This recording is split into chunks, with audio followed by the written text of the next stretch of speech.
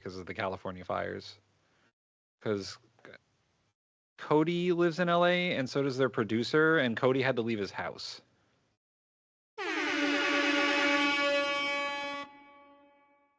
Graduate from Ranger Let School. it begin. The only thing that should matter is how capable are you at your job? How excellent are you at your job? Can't hear I it. served in multi-ethnic units in every place that I worked, every place that I served. None of that mattered. But suddenly, we re-inject DEI and critical race theory, dividing troops into different categories, oppressor and oppressed, in ways that they otherwise just want to work together. That's why I already pointed don't out like before, this. and I'll say it again, and because I'm sure it'll be quoted to me at some point. The dumbest phrase in military history is our unity is our strength. No, our shared purpose is our strength. Our shared mission is our strength. We are one DoD community of all committed to the same mission. Has nothing to do with your background. Has to do with what your commitment is to the country. Yeah, the wind talkers. That is my solemn pledge to every single person that would put the uniform on and reflects President Trump's priorities as well, Senator. Thank you. Diversity we is talked what a little one bit of about the fact the Pentagon can't do an audit. All right.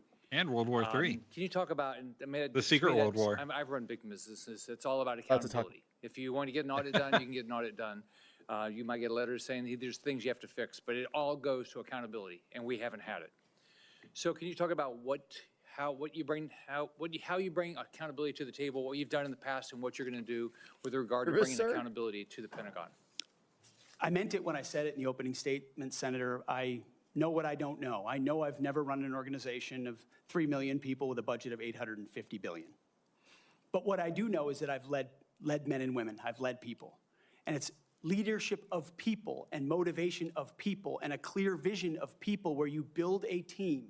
Hey, that sounds like fucking diversity. Empower You people fucking, properly. I want fucking woke smarter bit. and more capable people. How many people has he around led? me Like 5? than me. And you will get that at the department.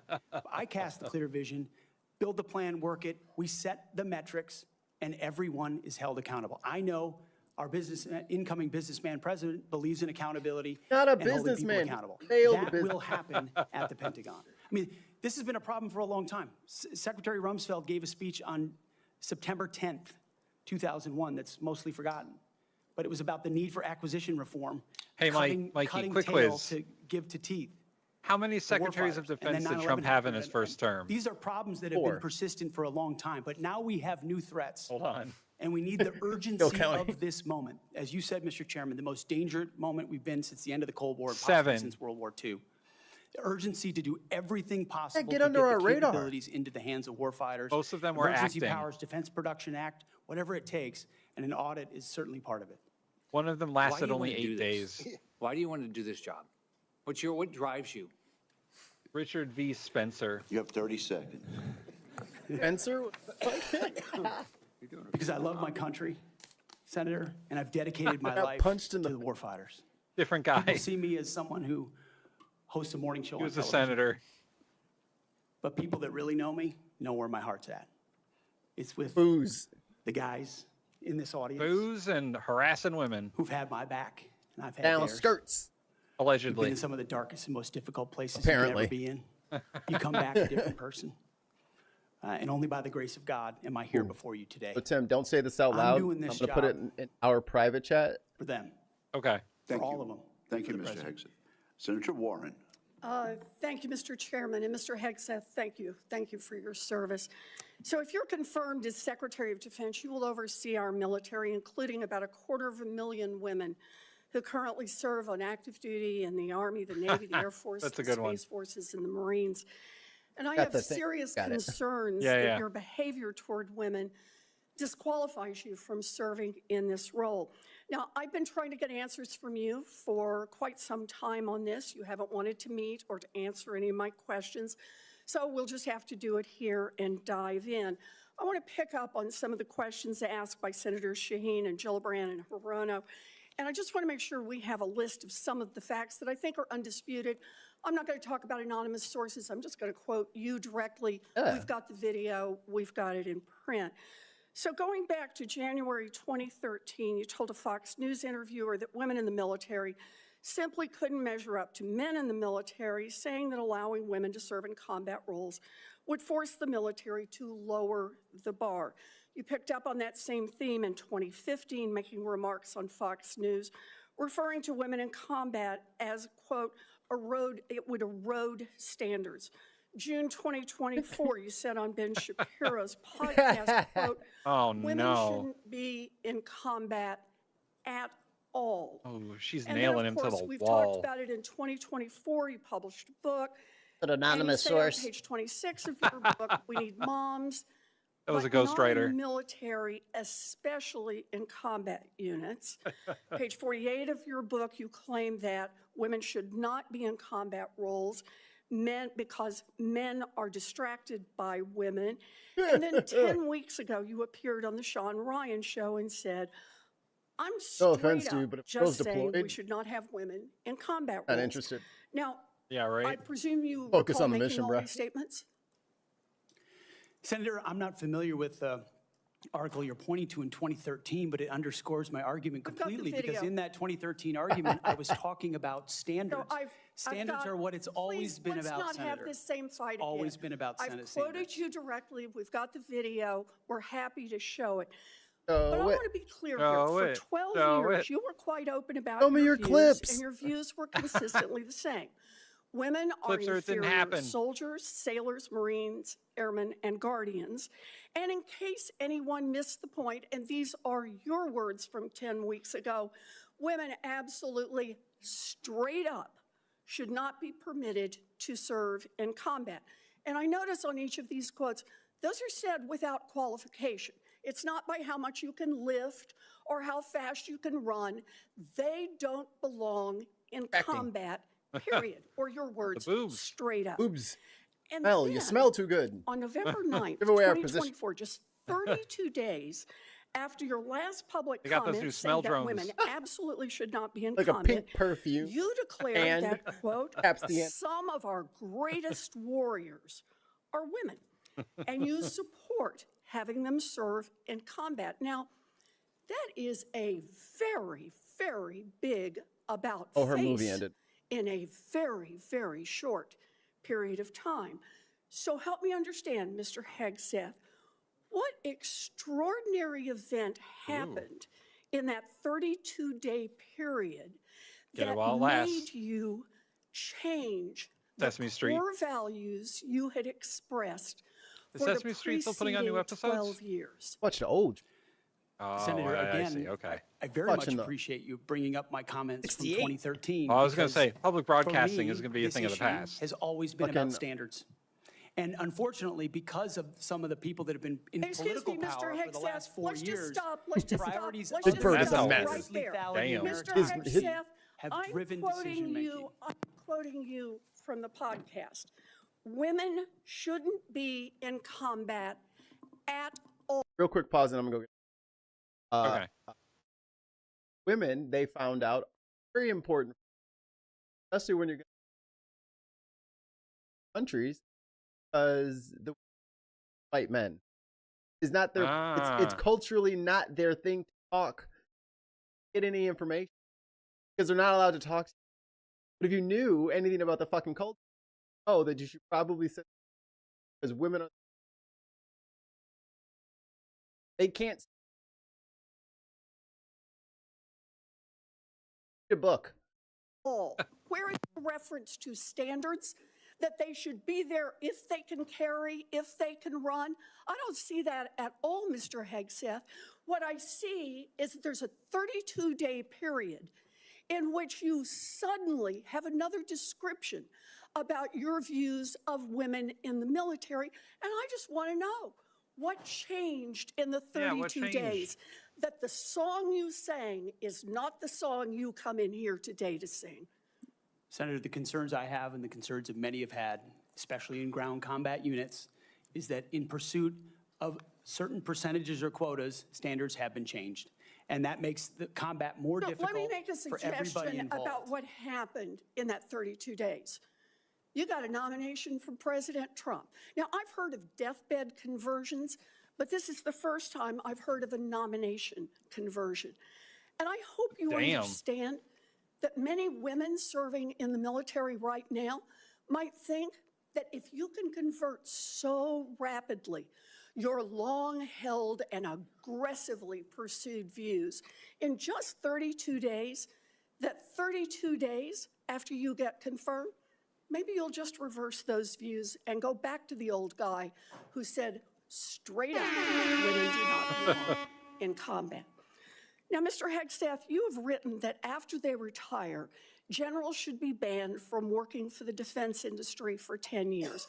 You and I agree on the corrosive effects of the revolving door between the Pentagon and defense contractors. It's something I would have liked to talk with you about if you'd come and been willing to visit with me. But the question I have for you on this is, will you put your money where your mouth is? I know, I was going to say, Grandma Warren wanted her son to come visit. You will not work for the defense industry for 10 years? She would have had cookies and everything. Senator, it's not even a question I've thought about because it's not one think about it right now. And she's got a very nice dog. My motivation for this job I understand has never that. I been just about need what a could yes or no conceivably here. come next. Time is short. I just need a yes or no. I would consult with the president about what the policy should be In at the Defense other Department. words, you're quite sure that every general who serves should not go directly into the defense industry for 10 years, but you're not willing to make that same pledge? I'm not a general, Senator. You'll be the one, let us just be clear, in charge of the generals. I thought that was really funny. So you're Yeah, saying they thought that was funny. sauce for the goose, I but lack the certainly not experience, sauce Senator. for the gander. I would want to see what the policy of the Oh, president I'll is. bet you would. Thank you, Senator Warren. I'll bet you would, Senator Tuberville. motherfucker. Let's Thank get that you, on the Mr. Chairman. soundboard. That was, You would. Thank, Certainly not sauce for the gander. I would want to see what the policy of the Oh, president I'll is. bet you thank, would. thank you, Senator Warren. Got it. Senator Tuberville. Thank you, Mr. Chairman, and thanks for your Oh, hard Tommy work and your Tupperville. committee's hard work, Mr. Chairman. I fucking hate him This too. has gone well. I'd like to submit this letter, looks like he needs to step on a rake. topic conduct. He looks like at he left his Vets hood at for home. Freedom for Hegseth. I'd like to submit In that his for office. the record, please. Yeah. Without objection. General Hegseth, Mr. Hegseth, He's not a thanks general. for being here today and with Not your disrespectful family. to the military. I know Like this these is tough. new Republicans That's what are it's all so about, though. disrespectful to the. You're a tough I guy. know. Been here for a while. Never seen this many people that here for a support Show you my cousins in of the a army. Nominee. That's Oh, yeah? impressive. I met with a Captain. lot of them yesterday. And Amanda they are has a very few passionate. family members in the So military. thank you for willing to take this on, and congratulations on She's your got a cousin nomination. in the Air Force. I'm worried Fly about around, recruiting. live everywhere. I mean, we can look at Her everything cousin's in out the Air there Force band, and or talk at least he about all was. these I think things, he's out these of the band narratives. now, but That would have but been me at the because end I of the found day, out I that they came wouldn't let from me fly a with my team fucking sport bad eyes, and I was like, we're the people being in the the players band? actually won the game. and I want a Yeah. jet. That's what's going to happen the here. fuck? I don't want no You're not fucking gonna win the trumpet. game. I want a You're gonna jet. set the precedent. you played the You're gonna get guitar. You blame played the or- electric guitar or in the credit. band. But there's for your young college people that's going to be under football you that's gonna halftime set shows the and everything. precedent for the future of our Rocking country out. now. Rock the out in war uniform, games though. that we play on our computers with our Go adversaries to parade right rest now, and rock out. for us, it don't look good because our military, we're in trouble. Our whole country's in trouble. Thank God President Trump got elected November the 5th. We couldn't kept down this same path. We could not, that could not happen. I met with a couple of generals this summer. Coach, How we're are we spending in more money trouble? on transgender restrooms than we are coverings for Oh, my $100 million God. airplanes. Here we That's not go. acceptable. Covering we can't for do a that. $100 million airplane. That's not what this is about. Don't you have a Met fucking with, hangar, A dude? couple of Navy Yeah, SEALs aren't there enough- not too no, long there's ago. too They many just got airplanes back and not enough crawling around hangars. in That's the the mud and problem. muck, overseas. Built a million airplanes, unknown nowhere for them to places. go. Couldn't tell you where they've been. They're They're in rusting winter, out in the obviously protecting elements. Us and our allies. And the first week they're back. What they do? They had to go through a week of DEI training. Both Because are you're now full out. of fucking They give it racists. up. It was embarrassing to them of what they had to do. Like, We've that's lost why all I had sight of another what we're cousin. doing Oh, in our military. met this Lost person. all sight. It starts with the leadership. horror stories that I've heard And from it starts with Hood recruiting. Well, I want a young man brag used to when I of was like growing the up. rape If you couldn't afford to Oh, go yeah. to college, and it being like you had the opportunity to go to pushed the under the military where you rug could and learn they a just trade. out to You another could base or learn. whatever. You could Like, make a living for rampant your family and between the- eventually possibly get actual an education. That raping was a of good women alternative. and men, We've forgotten that. the We've forgotten it. generalized We can't give racism, up a on lot our of people young won't join young anymore. People are our number one commodity in this country, and they're Going the into ones there. that's going to live and die for the freedom of this country in the future. So, again, thank you for taking this on. Recruiting. Our service academies are meant to serve as our primary commissioning source of officers. It now appears that they are a breeding ground for leftist activists and champions of DEI and critical theory. Now, not all. Oh, you mean but teenagers? some, and some is way too much. The heart? How are we going to eliminate this, Mr. Hegseth? How are we going to get this back on track? to Only where whites in the military. We grow our White leaders. boys. I had a young man that Boys only. forever he wanted White to go boys to West only. Point. I got him a nomination. I got him accepted, and he turned it down. He says, Coach, I'm not getting involved with that mess. How are we going to overcome Your name this? is not Coach. Senator, thank you for Look, the dude, if you question. want to like And I use think it different comes down to pronouns or leadership. do whatever, your name is Clear Tommy. leadership. Don't refer to yourself President as Coach. Trump through me, should I be? He would like you to refer to should I him be, as he or nominated? coach. I don't recognize his And pronoun that's what as. soldiers, sailors, airmen, Marines, and Or I Guardians guess see. senator, maybe. I don't It's know. clear leadership. It says, this is what we believe. Call This him is Tubbs. the mission we're going to give you. Here's the equipment we're going to give you, and here's how we're going to support you. Because the military, at a lot of Tubby levels, Tomerville. Senator, has been for generations a family business. You know, my grandfather served. My Family father served, I business? served. My daughter served. The chain that chain has started to break with generations. daughter's in the of military? people my You have a age daughter? and older, talking to their kids and grandkids, wondering, Someone- pondering, do someone I laid want down to with you? serve? Will my Yeah, someone like country you enough? use them responsibly?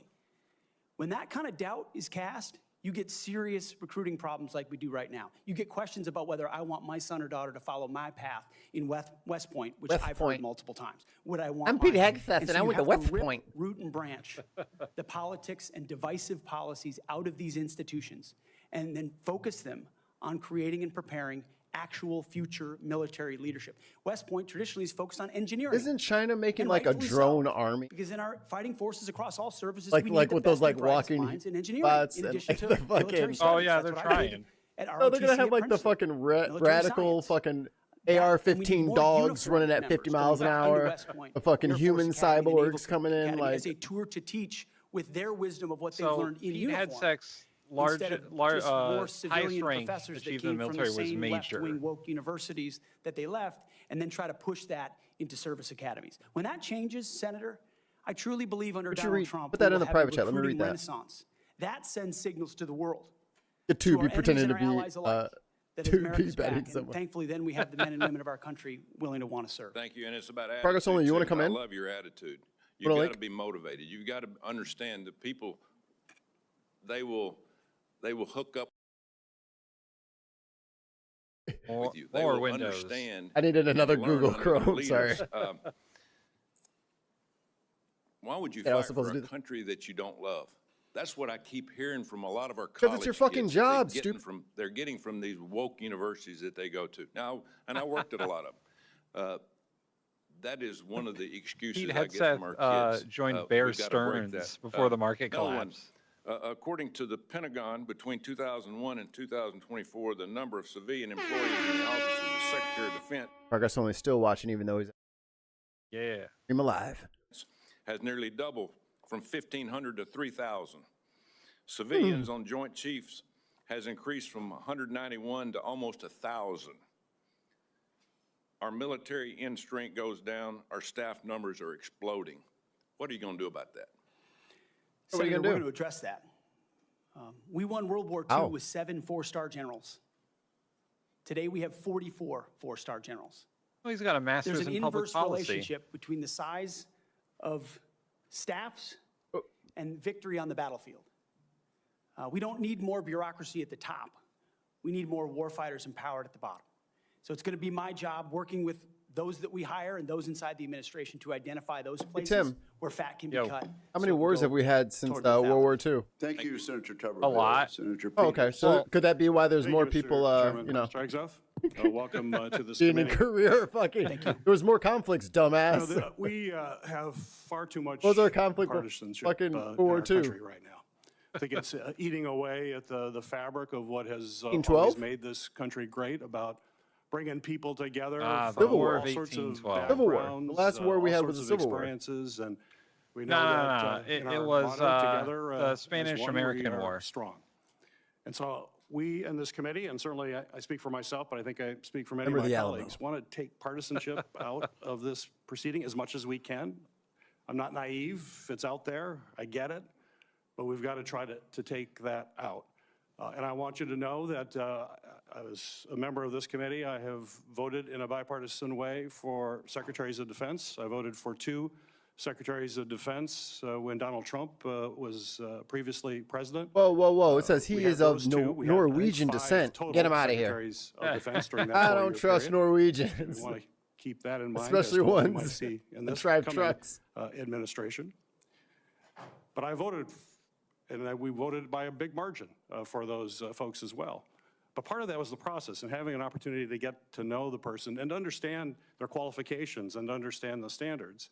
You know, I made repeated requests to meet with you prior to this meeting. I know many of my other colleagues also wanted to meet with you. I did that with the other nominees that I was happy to vote for. I thought they were highly qualified individuals and true professionals.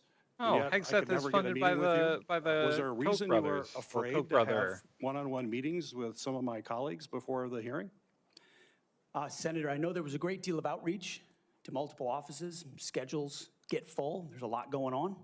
I was ready. And I welcome the opportunity, I was pending ready. my schedule, to Alex in the have chat. an opportunity to sit down. I was Gary, ready. my It would have been man. so much better to have that opportunity. Campaign in my to town, talk please. beforehand. Gary, you I hear think that's that? a big mistake, and it doesn't set us on a good course when you refuse to meet with people and have a professional conversation about the huge What up, Brian? challenges that we face at the Department of Defense.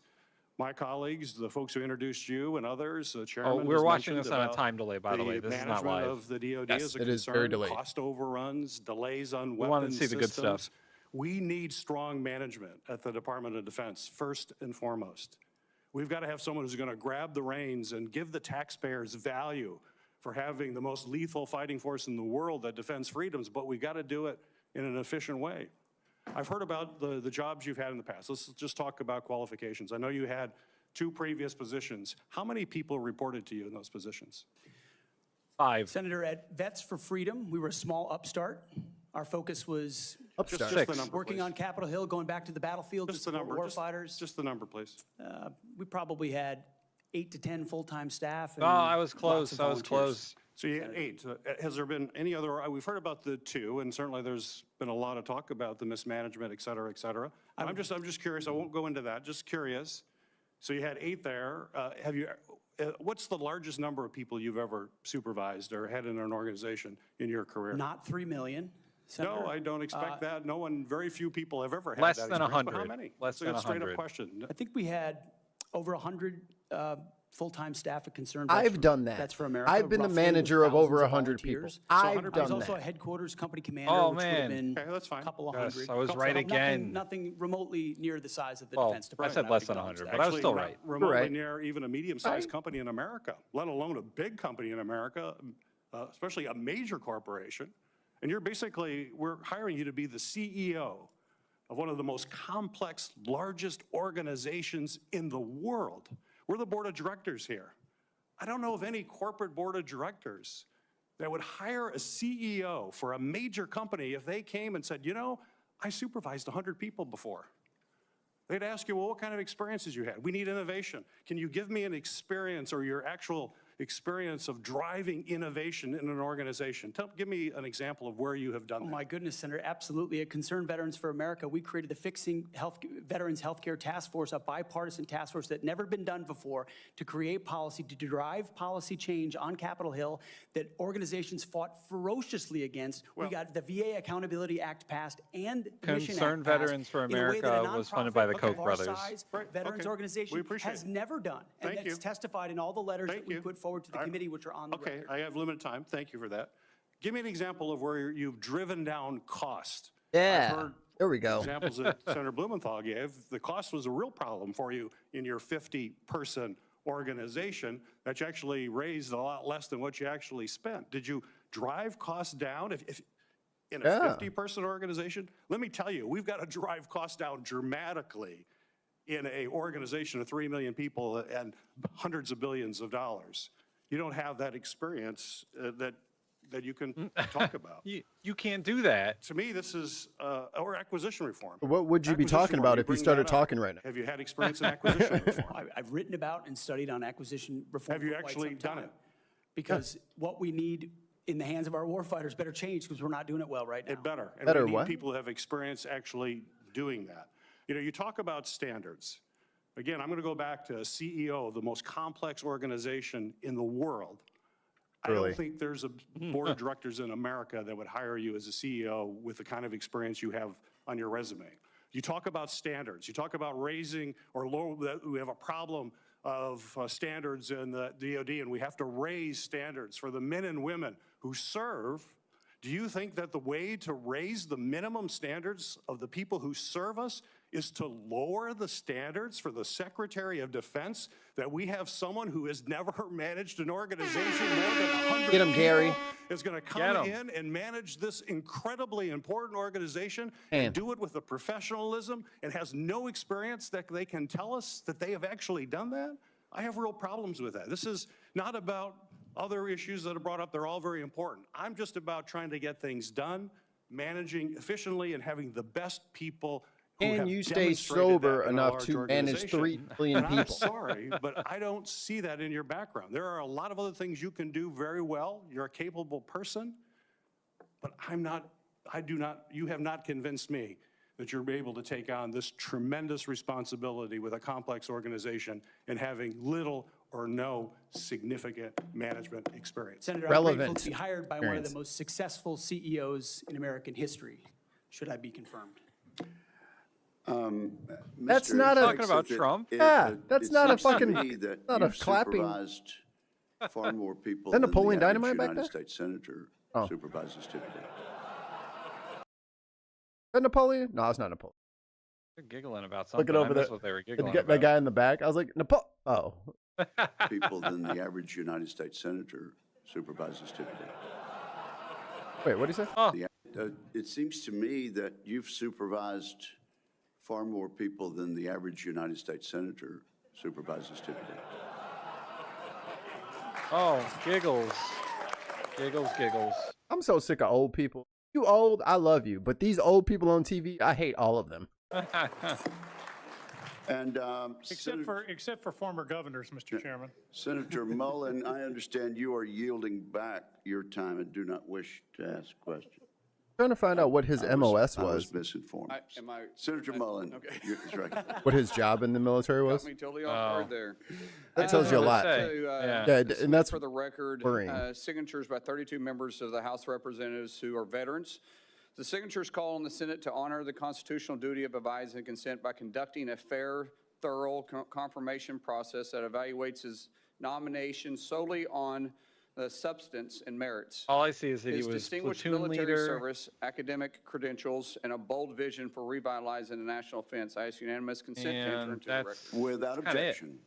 A fucking Bronze Star. You know, there's a for? lot of talk going about, talking about qualifications and then about us hiring him if we are the For his board. time in There's Iraq. a lot of senators here I wouldn't have on my board. They didn't all get a bronze. Because there is no qualifications except your age, and you got to be living in the state and you're a citizen of the United States to be a senator.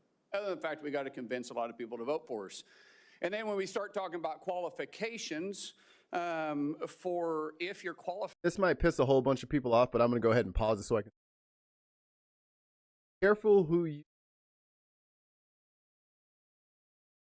I've already seen what Israel has put out on fucking TikTok. Ready to see. Careful Oh, who yeah. you. There was no TikTok back then.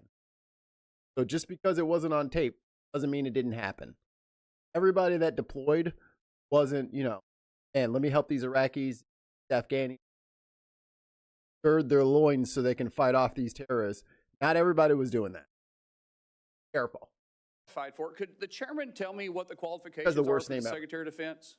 Mr. Mark Chairman, Wayne Mullen. could you tell me what the Oh. qualifications are for My the two Secretary of dude Defense? favorite that- people.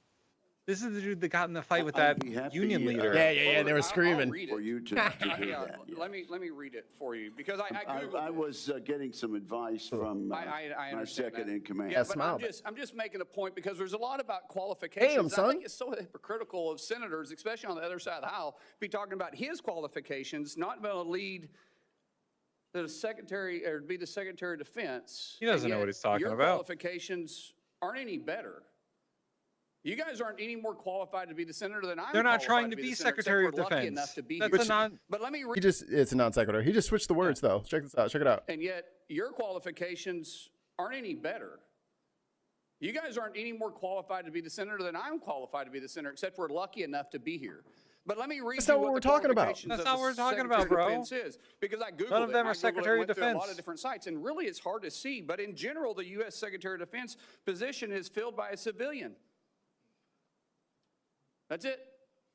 If you have served in the U.S. Army Forces and have been in the service for, you have to be retired for at least 7 years, and Congress can weigh that. And then there's questions that the senator from Massachusetts brought up about. Mikey, pause it for 1 You second. tell a Marine that he's a fucking civilian and he's gonna knock your front teeth out. I'm just gonna let you know that.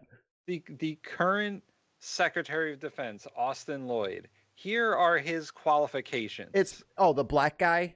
Oh Yeah. DEI, obvious. Number one, and one mixtape layup. Probably has a mixtape. He probably raps. And I assume he has cornrows.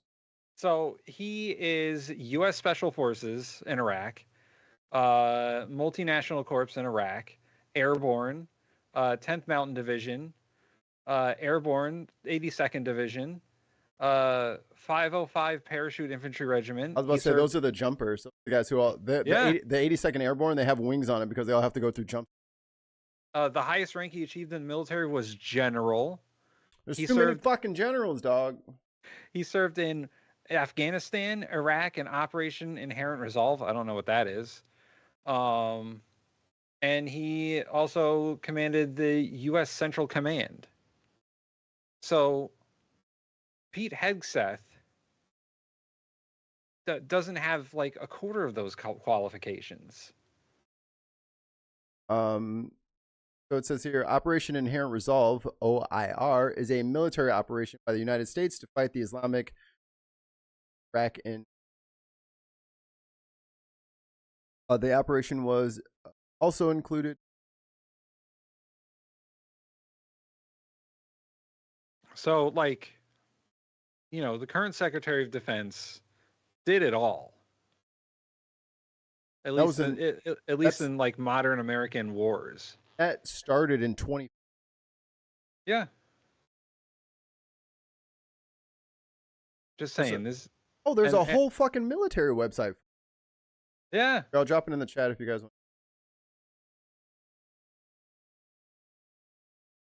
Inherent Resolve was Northern Iraq. Thank you. My mic keeps. I think I have a gate on here. Let me change. I had some real loud noise. I had the space. How about that? Yeah, there you go. Sorry. He also served in various command and teaching roles at forts and military schools. Like, this dude served his life in the military. That's what what's his face said he did. That's what he was training Afghanis over there. And Pete Hegseth comes from the fucking financial sector. He was an analyst at Bear Stearns before he was in the military. And then he went back to Bear Stearns after the military. Look, he's all about fighting, not this money. Money. Serving on a board inside the military industry, and yet your own secretary that you all voted for, Secretary of Austin, we had to vote on a waiver because he stepped off the board of Raytheon. But I guess that's okay because that's a Democrat Secretary of Defense. But you so quickly forget about that. And then Senator Kaine, or I guess I better use the senator from Virginia, starts bringing up the fact that what if you showed up drunk to your job? How many senators have showed up drunk to vote at night? Have any of you guys asked them to step down and resign from their job? And don't tell me you haven't seen it because I know you have. Who is it? How many senators do you know have got a divorce before cheating on their wives? Did you ask them to step down? Look at the whataboutism. No, but it's for show. You guys make sure you make a big show and point out the hypocrisy because the man's made a mistake. And you want to sit there and say that he's not qualified? Mistakes. Give me Did you hear what he said? No, what he's saying. Oh, this is great. Hold on. And don't tell me you haven't seen it because I know you have. Oh. I guess I better use the senator from Virginia starts bringing up the fact that what if you showed up drunk to your job? How many senators have showed up drunk to vote at night? Matt Gaetz. Oh, he's a congressperson. Have any of you guys asked them to step down and resign from their job? And don't tell me you haven't seen it, because I know you have. And then how many senators do you know have got a divorce before cheating on their wives?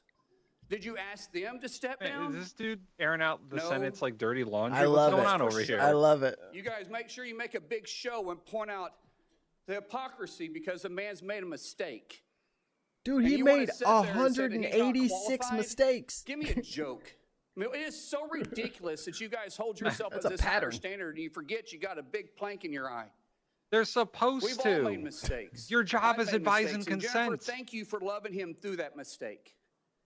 Because the only reason why I'm here and not in prison. Oh, he cheated on you and you is stay because with my him? You're a wife dumb loved me bitch. too. Don't do that. Leave people who cheat on you. You can do better. I have changed. You can always do better. But I'm not perfect.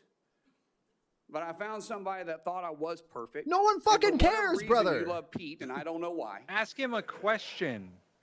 Waxing But poetic just like about our fucking Lord and love. Savior Shut forgave your me, beta my ass wife's up. had to forgive me more than once too, and I'm sure you've had to forgive him too.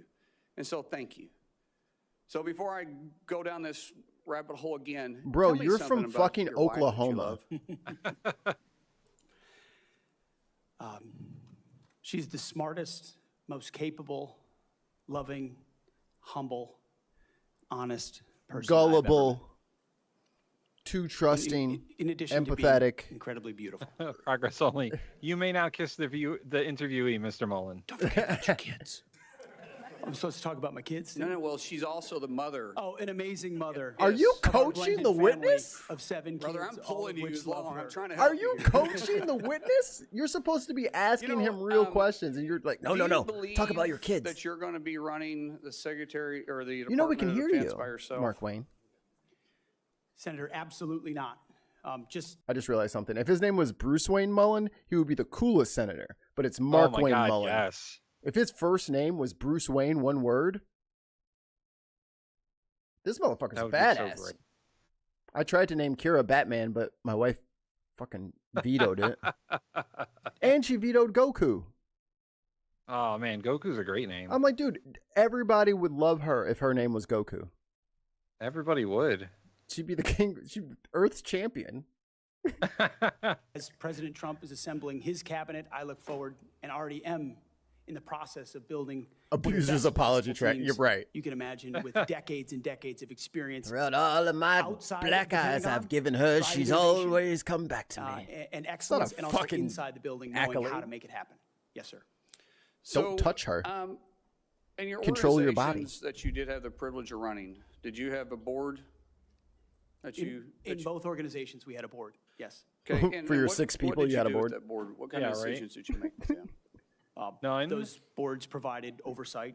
And Oh, the board did. insight One of the- into decision Yeah, making. one of the They all Koch have brothers showed special up, unique said, "Here's sets money, go do what that I want." Maybe filled gaps Here are that my you're not orders. expertise in. Yes, sir. So do you believe you're capable of surrounding yourself with capable individuals that you're going to be able to run those same ideas by and surround yourself my with people God. that are smarter and better equipped in maybe areas that you don't necessarily carry those expertise with? He's going to build so Senator, many the only bridges reason to I've nowhere. had success in life, to include my wonderful wife, is because of people more capable around me and having the self-confidence. Make to them empower Secretary of and Defense. say, Yeah, hey, can we get run the with board ball, up here? Run with the football. Take it down Can the you bring field. up the board who We'll actually do knows this something? Together. I don't care who gets the Yeah, credit. can we get like And in this someone case, more capable that's than him how to the be Pentagon Secretary of will be run. Defense? Let me. Who let's he end with is gonna this, make it Mr. in Chairman, staff about the somewhere? Qualifications. You got a man who has literally put his butt on the line, who served 20 years in the service, multiple Running from deployments, StarCraft. has heard the bullets crack over the top of his head, has been willing to go into combat, been willing to see. MH says, what an idiot conflating roles. Anyone Die can be for a this senator, country. but you need to be qualified for a He's national willing defense to still position. put himself Thank through you. True. this. MH, His you get wife it. Oh, is wait a willing minute. to still stand MH, you get an air horn. beside Those are him, rare. Knowing he Enjoy wasn't it. perfect, knowing that all this was going to be brought Don't say up, facts. he's still willing to serve the country. What other qualifications does he need? Oh, this is a fact checkpoint. Please remove all facts from your luggage and place them on the side of the road. Here is the first person Donald Trump made Secretary of Defense. his first term. Was it Milley? No, it was Mattis. Oh, General Mad Dog Mattis. Yeah. from the Marines. Yeah. This dude has Dave. so much command experience. Yeah, Mad Like, Dog Mattis. I knew about him when I was in high school. Right. Like, even if you don't like Mattis's politics or his policy or whatever, the dude was U.S. Central Command, United States Joint Forces Command, Supreme Allied Commander. Like, he has so many command roles. I think it was commandant. I think it was commandant of the Marine Corps. Yes. I did Marine Corps ROTC as a freshman, and he was the commandant then, and that was 2002. So why, does no other general want to be like Secretary of Defense that Trump knows? They're all like, get the fuck out of here. Or is Trump just doing this because Pete Hegseth likes him? Bro, everyone forgets one very important thing when it comes to the military and Trump. Trump is a draft dodger. The number one sin for men of that age is to be a draft dodger. And he had bone spurs. So they ain't trying to hear it. So when they were in Vietnam, you know what I'm saying, burying their friends when they got back, he was, sexually harassing people at the Wharton School of Finance. Like, that's what was happening. So yeah, I don't know anybody from the military like that's high up this like, oh, I love this guy, he felt great. No, he's a fucking traitor bitch as far as they're concerned, because instead of going out and fighting and protecting people or doing what your civic duty was to do, which was to go, or you should have abstained or been sent to jail like Muhammad Ali or fled to Canada like a lot of other. He didn't do any of that. He just said, Daddy, can you have a doctor write a note for me? I'm too sick to go to war. Like, I get that we all made fun of Trump because he was like, Pete Hegseth will be Secretary of Defense, and we all had a good laugh. But then he doubled down on it, and he told Pete to double down on it, and now we're in this position. Yeah. Black Staff says, my support is with Pete H. Good. I'm glad you support him. I'm glad you do. It tells me more about you that I don't have to ask. So thank you for volunteering that information. Mullen, Senator Duckworth. And again, we... Hey, Tammy! Tammy Duckworth. Tammy! That's my lady. Hi, Tammy. Strictly. Is she your senator? She is. Oh. Tammy is a badass. She's a double amputee Iraq veteran helicopter pilot. Oh, yes. She is a fucking badass. Enforce the rule about no demonstrations or noise. Damn, cameraman, what the fuck? Just a point of personal privilege to make a correction. The reason Star Trek. that General Austin required a waiver was not because of his participation in a corporate enterprise. It was because he did not have 7 years of interruption between his service. Move the lower third, dumbass. We can't see the name tags. Is that if any Thank of you. us He heard me. He heard me. Subject to the same. It works. Oh shit, they can hear us. Questions. And the case in point is Senator John Powell was nominated for Secretary of Defense. It was discovered by his colleagues that his behavior was not commensurate with the responsibilities despite his service, and he was voted down. I low-key like that tie. Thank you. Thank you, Mr. Chairman. Senator Duckworth, you are recognized. Thank you, Mr. Chairman. And also, Secretary Mattis had to have this waiver as well. Mr. Hegseth, this hearing is about whether you are qualified to be Secretary of Defense, and one of the qualifications, to answer my colleague's question, is to actually win the votes of every member of this committee and to be confirmed by the United States Senate. And you need to convince us that you're worthy of that vote, because the people of the state of Illinois voted for me to be their senator, so that I should cast that vote when it comes to picking who is going to be the next Secretary of Defense. This hearing now seems to be a hearing about whether or not women are qualified to serve in combat, and not about whether or not you are qualified to be Secretary of Defense.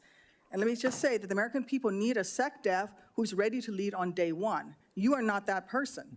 Our adversaries watch closely during times of transition, and any sense that the Department of Defense that keeps us safe is being steered by someone who's wholly unprepared for the job puts America at risk, and I am not willing to do that. With that in mind, Mr. Hegseth, I want you to try to explain to the American people, this committee, who have to vote for you. Dude, Rockstar is and to our battery troops who are acid. deployed around the world, why you are qualified to lead the Department of Defense. We already know that you've only led the largest, a 200-person organization. We already know that you so badly mangled a budget that after you left, they had to bring in a forensic accountant to figure out what went wrong. Yeah, that's never And good. the largest budget you ever managed was about $18 billion. You know, Forensic that accountants is are the about pit bulls of accounting. 51,560 times They're the fewer, waifus of lower than the accounting. Department of Defense budget of $825 billion. $16 million is 51,568 Hey, Blacksap, why don't you Google her? Smaller than Look the at defense look at her budget. Wikipedia. Please describe to me, Mr. Hegseth, you talk about DOD passing an audit. Please describe to me a time for an unbeknownst organization politics. when that you led underwent an audit, because you say you're going to hire It's smarter unbeknownst people than you politics. God damn to it. run this audit. I'm not asking you to be an accountant. I want you to Looked be like able I to typed tell that. me what kind of guidance will be given to those employees, what will happen if, whether or not you pass that audit. Have you led Strikes an me audit as of an any imbecile. organization? Yes or no? I don't want a long answer. Yes or no? Have you led an audit of any organization of which you were in charge? Senator, in both of the organizations I ran, we were always completely fiscally responsible. Yes or with the no, money did that you we lead had. an audit? And the way yes my or leadership no, has did you lead been an audit? stated Yes or has no? been completely What are you afraid of? You mischaracterized. can't answer this question. Yes or no, did you lead an audit? Do you not know this answer?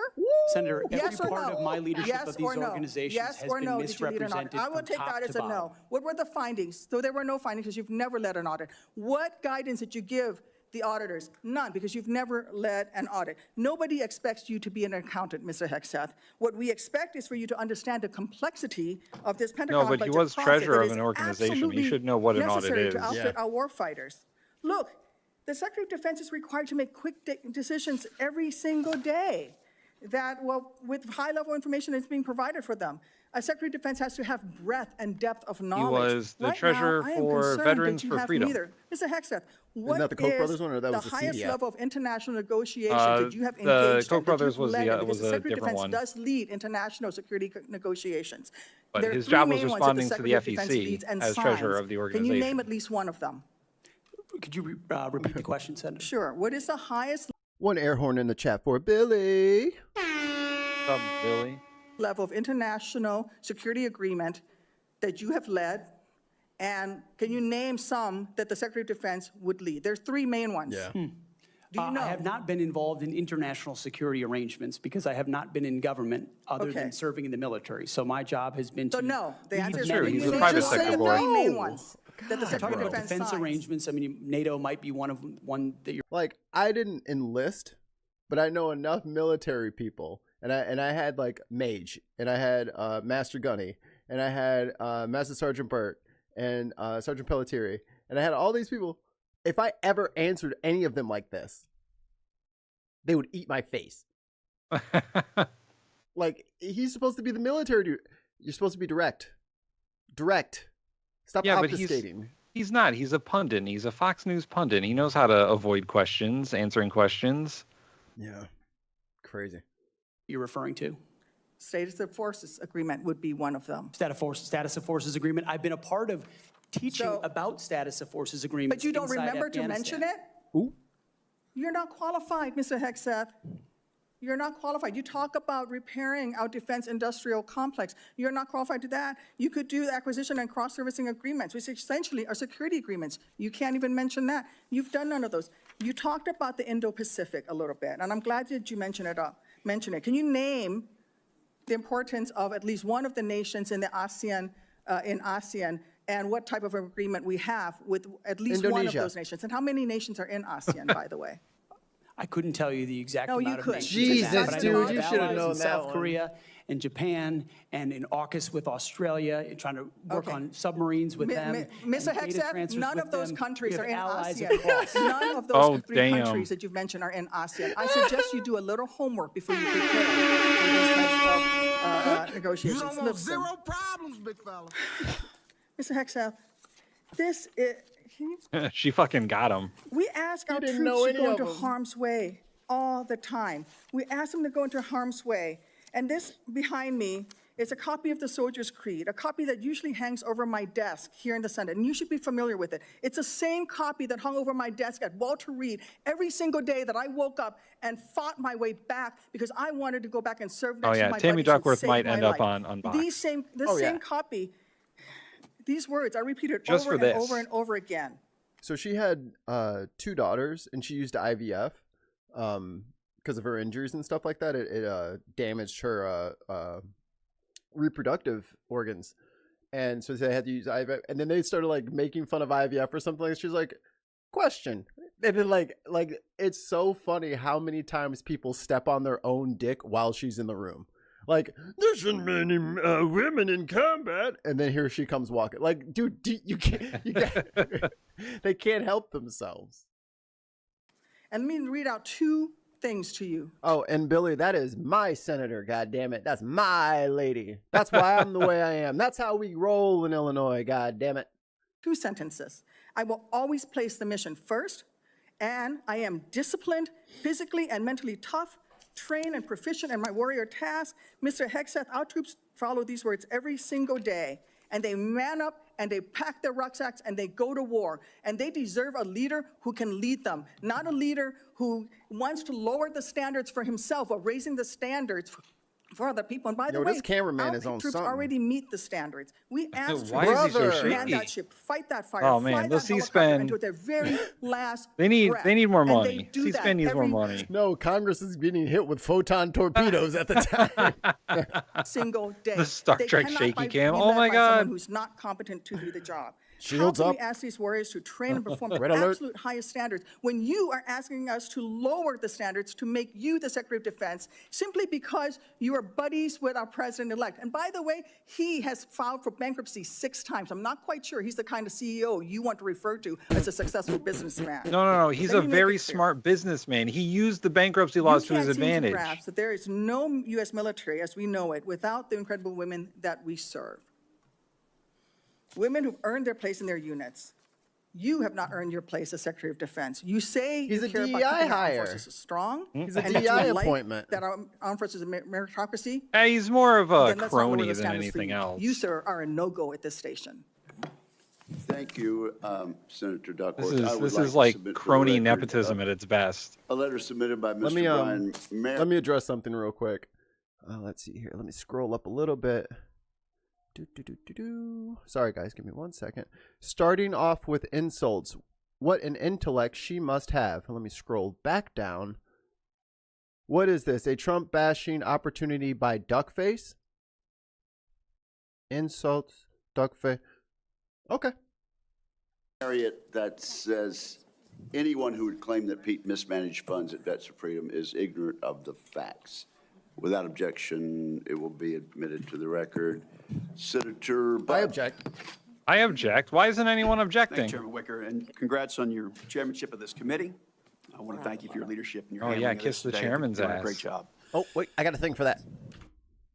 Politicians, well, that's about the only sin I've never committed. I mean, the one thing I've never done is sniff the throne of someone in power. I find that repulsive. I've never done it. That is So- aged like milk. I Yeah. want to also submit, for the record, a letter submitted by Mr. Daniel Cat. Now, hold on a second. Ted Budd is a good name. Senator Ted Budd. I'm Ted Budd. I would He's got smoke. 2 first names. I would smoke all the time if my name was Ted Budd. I bet It- Ollie it's- right now wishes he could change his name to Ollie Budd. It sounds like he lives in a trailer. And I know he's Probably. a senator and a millionaire, probably. It's a big trailer. It's a big trailer. Like when he's All not houses trailers, Tim.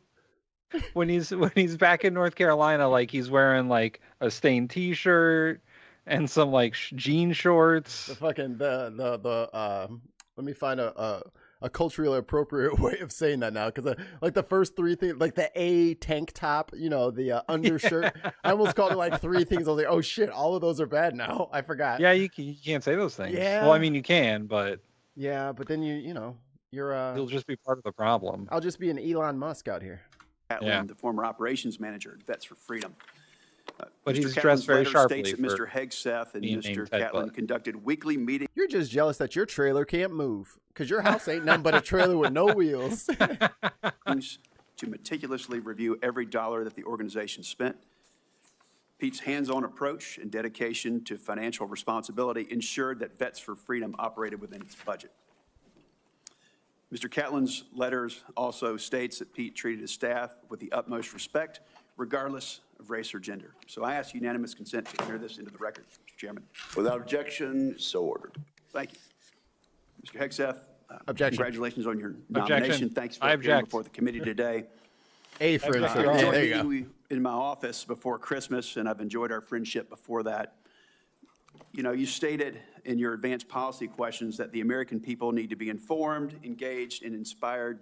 Oh, what was that Policy fucking questions tongue that out the before he American drank? people need to be informed, engaged, and inspired. What the fuck? Well, you see, he has to tongue his water like he's a dog. Like a His lion tongue forms a cup. Like a lion in a puddle.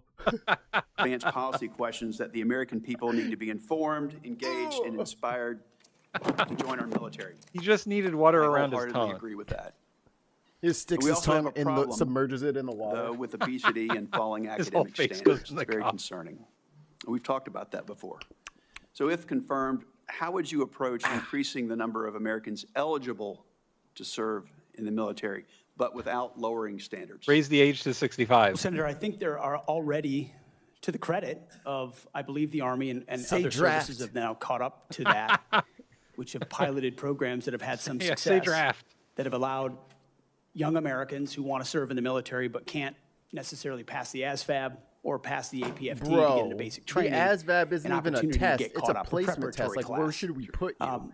Unfortunately, yes, we failing do have a that? problem of obesity in our country, not necessarily something that the, if I'm confirmed, Secretary of Defense is able to address.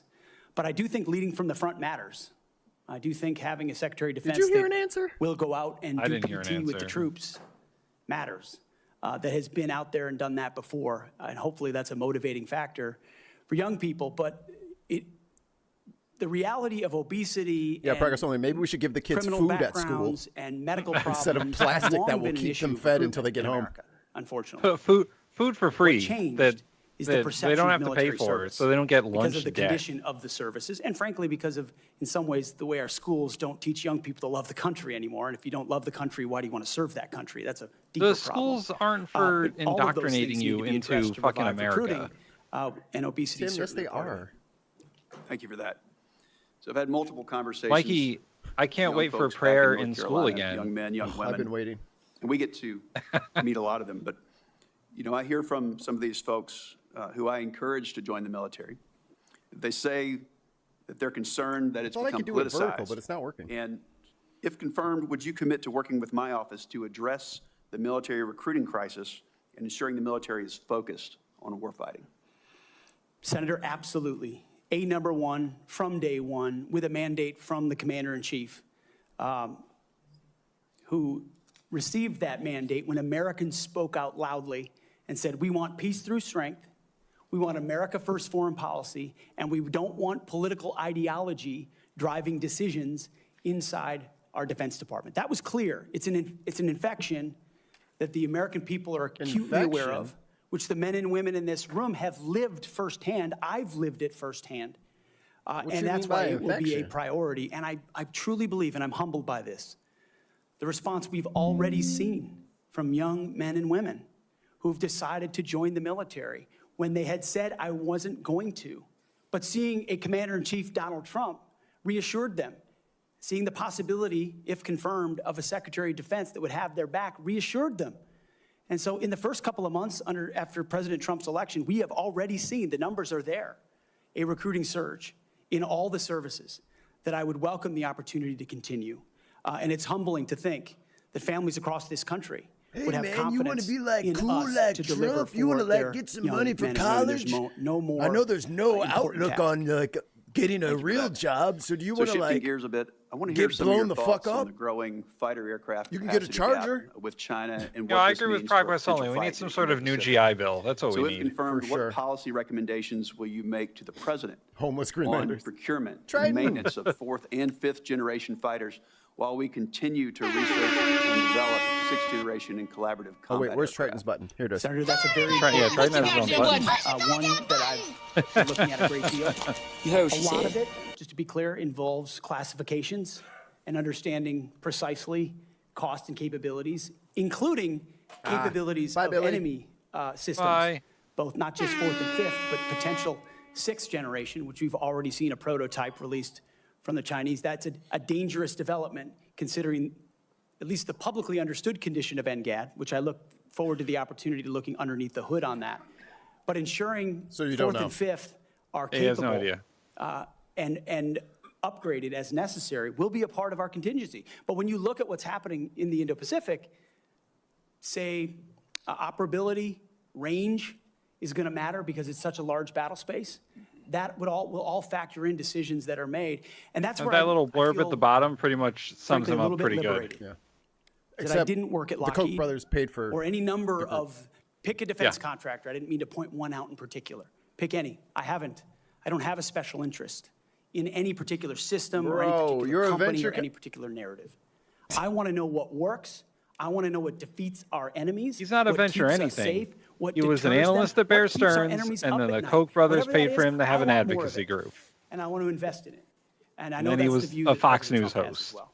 Thank you. You know, some have commented recently about the need to eliminate His master's immediately degree manned is in aircraft. public policy. So I'd say maybe one day, but that day's not now, and certainly not before Ted Budd, you need 2027, lotion, especially brother. in the Indo-Pacific. So if confirmed, Put lotion on your face. will you commit to work with my office in this committee? White people don't know what to ensure lotion the is. proper mix I of swear, fighters, boy. manned and unmanned.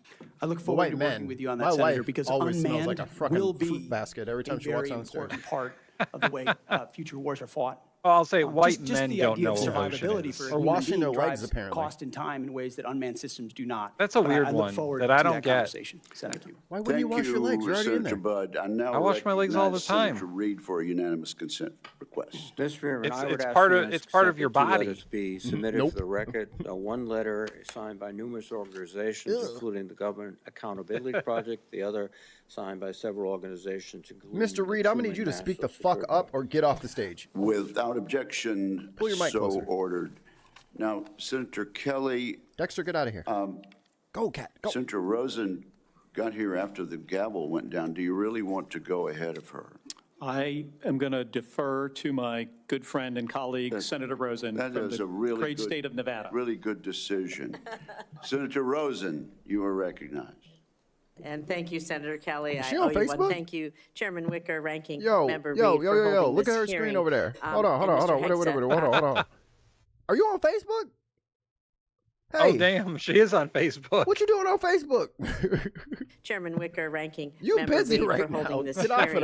there. And Mr. Hegseth, I appreciate your service and your willingness to serve again. like the Russian However, modern jets. I They're am nowhere deeply near good disappointed enough to that go you would not 1v1 agree with to the meet F-35. with me as Or other the members Raptor. have said on this committee Dude, the prior Raptor will to this hearing, as bury is the everybody precedent by itself. for this committee and It others. needs So let me 2 tell you a little escorts, bit and that's about it. what I would have And it will talked wipe about out an had entire you Air made Force. yourself available prior to the hearing. Fucking Mach Nevada 7 is home dropping to the nukes. Like, premier come on, bro. aviation training ranges for both the Air Force and the Navy, the largest ammunition depot in the world, and the only place in the country where we are able to verify the reliability of our nuclear stockpile without the need for explosive testing. The Nevada National Guard is one of the only few units across the country with the mission of fighting wildfires. That's for another hearing. And currently activated to fight the Fucking devastating woke-ass fires around fires. Los Angeles in support of our neighbors. We Fires therefore are play a woke as critical shit. role in our national security, and the person who holds the position of Secretary of Defense matters greatly to Nevada service members and our military equities.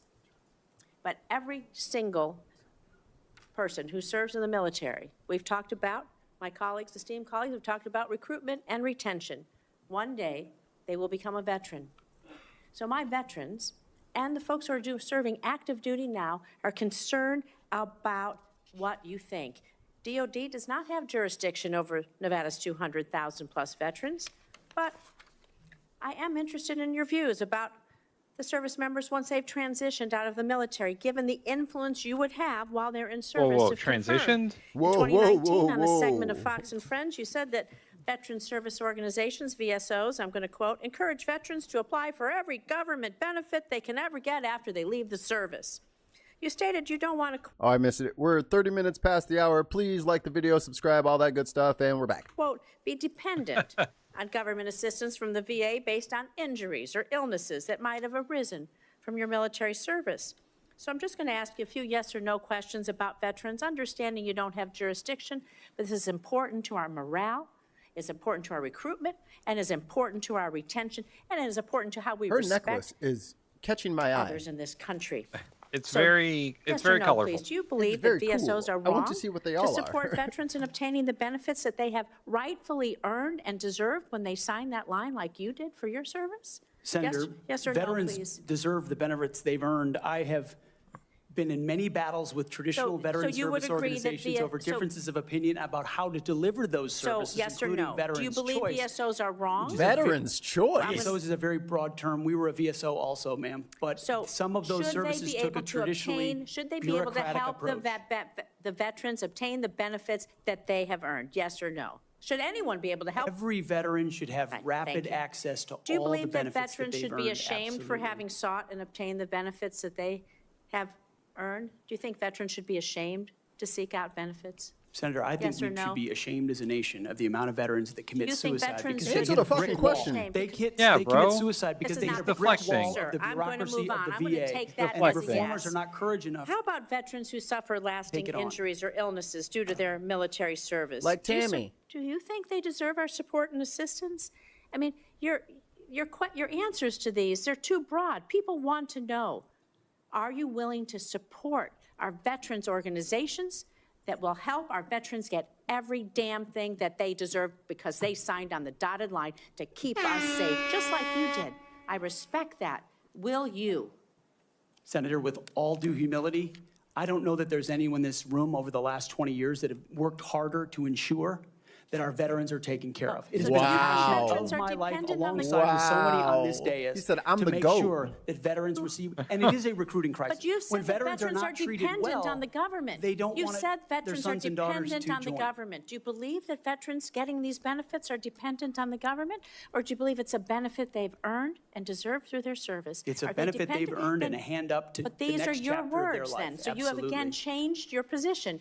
Where you believe the veterans are dependent, now you believe Tim, they've can you earned and angle down your deserved it. camera? I just think it's Like, just a disrespectful to change smidge. that position. These are a benefits smidge? that people may I think it's the need same. throughout their life and may not know when they need them. There or we go. how they're Oh, going to need it- them. And they it need goes to be down and there then it goes, when they do. Thank you. I'm going to move on Oh, to it's my 'cause of next monitor. question. How about that? There we go. America's role in the world. Your chin was getting cut off. Oh, I see. Our alliances, the threats America's facing, they're serious, they're wide-ranging, from China to Russia to Iranian-backed terrorism. He doesn't know any of So those do you countries. agree with the National Defense Strategy that the U.S. cannot compete with China, Russia, and their partners alone, and certainly cannot win a war that way? And this is a quote from the National Defense Strategy. Is your interpretation that American first foreign policy is America alone? Does that include abandoning our allies and partners such as NATO, Taiwan, Israel, Oh, Black and Staff's others? already voted. And if Okay, we good. can't Thank you win for voting alone, early, Black and Staff. we don't Thank you. strengthen our strategic partnerships, I would say that position, your position, places on a strategic path to lose to our adversaries. So maybe you're okay. It's not like with Trump put choosing in a that big path for dumbass America. because that I would want help to know Russia. how you square that position with the positions you articulated in your book, where you wrote that NATO is at relic, at best a distraction, and should be scrapped and remade. Are you okay with sending us down a path where we can't win? Senator, the world has had, our friends in the world have had no better ally. Our allies and partners have had no better friend than President Donald Trump, who's reinvigorated a NATO President alliance, Donald Trump, who's I'm stood talking about behind your Israel words. Bro. in every way, Oh in my ways this God. administration Quit has throne not. sniffing. He has ensured that the NATO alliance has become far more robust. He worked Donald Trump going to with stand allies behind in the Ukraine? Pacific as well.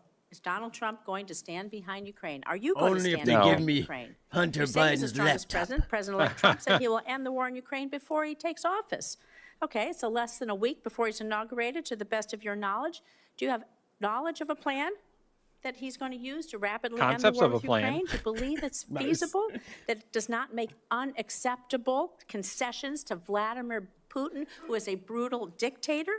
And are you going to give President-elect Hey, don't Trump, talk about his boss military like that. advice that you have given others He is a brutal to achieve dick. the objective of us winning the war in Ukraine. How do you think a rapid end to the war that Vladimir Putin started will affect the United States standing across the world? Senator, I will always give clear guidance, clear guidance, best guidance to the President of the United States on matters like that. Do you think that if we concede to Vladimir Putin that will hurt our credibility with our allies and partners? And do you not believe that our adversaries are watching? Perhaps He's not gonna you can answer. take that for the record, Mr. Hegseth. Oh, saved by the Senator bell. Schmidt. Saved by Thank the you, Mr. Chairman. I'd bell. like to submit for the record a letter submitted by Mr. Christopher Yo, Ahn, the former. the chair was like, and that's all. That's all the. That's our time. Time. Director of Operations for Vets for Freedom, Mr. Ahn. His letter states that the suggestion, quote, the suggestion that funds were misused for personal gain, lavish parties, or other like my improper hat? purposes is categorically false. Throughout my time working with Pete Hegseth, The Delvin Cox he experience. consistently demonstrated exceptional integrity and leadership. I asked unanimous consent to enter this letter into the record. Without objection, What the so hell? ordered. That's a big-ass Senator letter. Schmidt. Thank you, Mr. Chairman. Mr. Hegseth, good to see you here today. Thank you for your service. Thank you, Senator. And your willingness to serve. I also want to thank you for your This dude is a clarity bootlicker. in articulating the vision you have for the me Department look of and see what his Defense district and is in restoring Missouri. an ethos, Well, it's all of Missouri. He's a a senator. warrior ethos. Well, there's two, right? There's a junior and a senator. Which is in stark Junior and a senior? contrast Oh, yeah, to the but they both ethos serve we've the seen whole the last state. 4 years, which Well, is I mean, of like they're weakness from somewhere, you and know. wokeness. Oh. And I want to drill down Like Tammy's from up on a north. few things specifically and exactly how we've gotten to where we've gotten with recruiting and morale. DEI. There's been a little bit of discussion we about go. this. Here it goes. But for those watching at home, DEI is not about giving everybody opportunity. It is rooted in cultural Marxism. Yes. The idea that you hit the On room bingo card. Cultural Marxism. with Everybody oppressor versus oppressed. It's race essentialism, and it is poison. It has no business whatsoever in our military. I think the American people have spoken loudly and clearly about this. They're tired of this. They're tired of woke ideology. And to my Democrat colleagues on the other side, if you haven't picked up on that, you missed the plot. Because that's what November 5th partially was about. And so let's talk specifically about some of these DEI programs. He's that have wrong, been but funded. whatever. In our academies, Proceed. specifically the Air Force Academy, it was advised as disfavored language to refer to your mom and dad as mom and dad. Okay? What are you talking Dear about? mom and dad, I'm writing home. Don't say that. What is That's he talking insane. about? We're all just people. You can't say that either. And in an effort to police this, in a 1984 Orwellian novel, There you go. Drink. there was actually an eyes and ears program to rat on your fellow students who might say mom and dad. Or just say, in a tough situation, you know what? We're all just people. Can't say that. This wasn't limited, by the way, to our academies. The Secretary of the Air Force, our current Secretary of the Air Force, in a memo from August of 2022, thought we had too many white officers. It's true. Advocated for quotas. And if you crunch the numbers, Too many whites. that meant that 5,800 white officers who've worked really hard should be fired. Yeah. In the United States of America. Yeah. Did they I get don't know fired? how we got here. They And by just the way, fucking the Air Force took isn't them in the alone here. office The and gave them a Navy pink slip. sort of touted a drag Didn't queen retire them. influencer. This stuff is insane. And people wonder why recruiting has dropped off. And let me just go through a few numbers, then I want to get your comments on how we fix this, because it's gone So this is funny. So I've been doing a little digging on Mr. Schmidt here. So Mr. Schmidt used to be an alderman for Glendale, Missouri. Guess how many people are in that town? 5,000. Well, that's very low. So then he went from there to state senate, and then he went to be the state treasurer, and then in 2018, he was attorney general for Missouri. After Josh Hawley was elected to the U.S. Senate. Oh, Josh Hawley. Mm-hmm. And then Schmidt was elected to a 4-year term attorney general. He filed lawsuits to have the Affordable Care Act invalidated by courts and sued school districts and municipalities for implementing mask requirements during the COVID-19 pandemic. Jeez. He is an election denier. He sued the Biden administration 25 times. Yeah. Bootlicker doesn't even, like, he's the proest bootlicker. Like, tell me, like, how are you from St. Louis County, but you were in the smallest town in St. Louis County? And St. Louis is small. So he's a nobody. Sorry. Completely off the rails. In 2022, the Army missed their recruiting goal of 60,000 soldiers by over 15,000. In 2023, the Navy missed their recruiting goals by over 7,000. In 2022, the Air Force couldn't meet their standards, their numbers, even though they lowered their standards. There you go. They've lowered their standards to meet numbers they still can't get to. You just said the white kids can't pass the fucking ASVAB. We got to fix this. Fucking, it's a fucking placement test, and they're failing it. That you have the talent and the ability and the desire to fix it. How are you going to fix it? Yeah, how are you going to fix it? Senator, thank you for the question. First and foremost, up front, you have to tear out DEI and CRT initiatives, root and branch out of institutions. 100%. Drink CRT. And then you have to put in Army, Navy, and Air Force secretaries and others, civilian positions at the helm who are committed to the same priorities that the President of the United States is, and if confirmed, the Secretary of Defense will be. Send a clear message that this is not a time for equity. Equity is a very different word than equality. Equality is the bedrock of our military. No, it's not. Men and women, duty positions in uniform, black, white, doesn't matter. We treat you equally But based on who he you doesn't are. believe God that. as an That's not He doesn't true. believe it. The We all fucking get the same military bad was haircut. fucking segregated, you fucking lying cunt. Like, you're just fucking wrong. They do everything. They separate everybody by every metric. It is the most identity politics place on earth is the military. The only place more identity driven is the fucking prison system. Coincidence. But even if that was true, like theoretically, let's say it's true, he doesn't believe that anyway, because he doesn't believe women should serve duty roles in the military. Right. So what the fuck is he talking about? I want everybody to just be better at their job. And by just better at their job, I just mean get the blacks and gays the fuck out of here. Like, that's, dude, just say it. I would feel better if he would just say it. Just say it. And this is like, we'll just not join the military anymore, and then they could just be a white boy group, and that's fine. Just say it. So there was a famous lawsuit in New Haven, Connecticut, between the city of New Haven and the firefighters union, because the city of New Haven wanted to allow women into the fire department. This was in the 70s, and the fire department was very against it because there's like, well, there's going to be different standards for men and women. And it went all the way to the Supreme Court, and the Supreme Court was like, let women be firefighters. What's the problem here? It's like, am I missing something? Or like, it was a drag out, knockdown fight between the city of New Haven and the firefighters union. And the Supreme Court was like, yeah, women should be able to be firefighters. What are you doing? They don't know. You're not an individual, you're part of a group. Equity prescribes some sort of an outcome based on differing attributes that we have that divide us. What skin color are you? Why did you bring that up? What gender are you? And then infuse that into See, institutions there you go. Like, which what? manifest Like, if in we're things talking like- about qualifications and people like being able to like do a job, what does their race have to do with it? Why was that the first thing that you brought up? What does that have to do with standards? Right. If you just set the standard and say, if you want to do this, you have to meet a certain standard, then that's fine. And if people can't hit it because you put the line up there so high, hey, it's on us to get up to that line, right? But, dude, you can't just, well, there's sure a lot of black generals. You know, we should probably look at how these generals are actually, like, becoming generals. There's 400 generals, you know. Fucking just be honest. If you're racist, just be honest about your racism. It's so much easier than us having to sift through all this subterfuge. Like, just say, I don't want blacks, gays, women, and all these people in the military. Just say it, and then we won't join.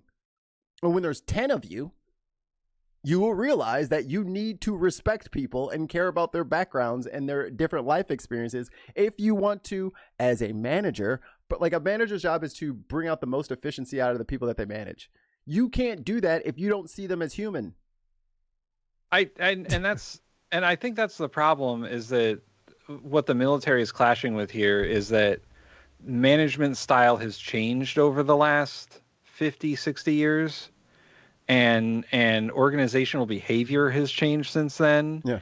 And they're all like, oh, well, we can't like treat everyone like crap all the time. Right. What? Why not? And I think that's what Pete is coming at here. He's like, well, you can't have equality in the military because everyone's not equal. Come on, bro. No one is saying that the private should have the same responsibilities and swing the same weight as the general. No one is fucking saying that. They're saying stop letting sergeants do whatever they want to people, or we're out. Yeah. And everybody's out. They have like 75 billion fucking court cases because they don't control the sergeants. They don't control the people who are the direct managers over the recruits, and they abuse them. You can't abuse them in a manner that is like sexual. If you want to haze them because you want them to be tough, that's different. No one's talking about hazing, right? And I think that's the thing that kind of gets conflated in all this is they think, oh, these people are just fucking soft. No, bitch, you're breaking the fucking law. Right. You can't protect the fucking racist bully inside the unit.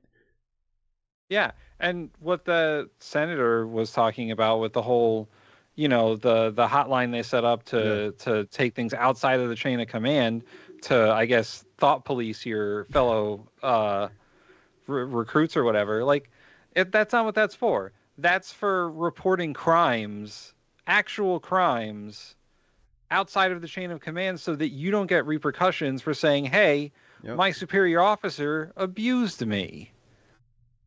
And that's what that kind of stuff is for. And because we've been like stateside at least, we've been kind of at peace and everybody's just been like, filling up the bases. They're bored. So they're in there just fucking with people. Like, no one wants to do that. Yeah. I'm not signing up for that shit. And the only people that are signing up for it are the poor. Right? And I don't see Black Staff X over here talking about we need to raise the wages for the military people. He hasn't said shit about that. He hasn't said shit about the military. All he cares about is bashing women. Right? Like, that's the most important thing in this whole thing is like, these people are bitching and complaining. No, he hasn't said one thing that he wants to do to improve the military. And I'm a peacenik now, right? Like, I like jets and planes and everything else. I was talking to Cortez before we did this. Cortez was in the Air Force. And then I decided not to go because I couldn't fly. But like we're of the generation, like us kids born in the late 80s, we were of the generation where we went and we thought we were going to go out there and save freedom, right? That's what was sold to us. We're all about to be 40 now. Y'all were lying. All that money went to Raytheon. All that money went to, so no, you're not going to be able to get people in at the same rate that you were able to before. And especially now that we know that most of this shit is bullshit and you're just hiding fucking racists and sexual abusers. Like, I can do that out here and smoke weed. What the fuck? So, Mikey, a little bit of breaking news. We might have to change in a little bit once it actually is released, but the special counsel report on the January 6th charges got released. Yeah. No, the report got released. Like, the document got released, but I can't find it yet, so it's not posted yet.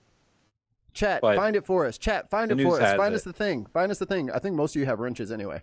Find that report. Quotas, formal or informal, which does what to morale? Sends it in the tubes. And it makes people feel like they're being judged by something other than how good they are at their job, which is poisonous inside institutions. So on top of this recruiting crisis, that wasn't enough for this administration. During the COVID hysteria and in their attempt. Wait. I just read that. I just read that. Yeah, sign. me too. I just read that sign. Wait a minute. Discouraging, not banning, not discharging people. Discouraging the use of the term mom and dad at the Air Force Academy. You probably shouldn't. That's I have a couple of friends who to this day have pseudonyms on everything because they are worried that their social media will be used against their family because of military action. So they use pseudonyms for everything. telling kids at the academy, yo, stop putting mom and dad all over your shit. That's the DEI in the military. Fucking crybaby, dude. Crybaby. That wasn't enough for this. Oh, there it is. He moved his fucking big head. In 2024, the military spent at least 114.7 million on DEI. What's the defense budget? 880 something billion with a B. Oh. Okay, let's see here. The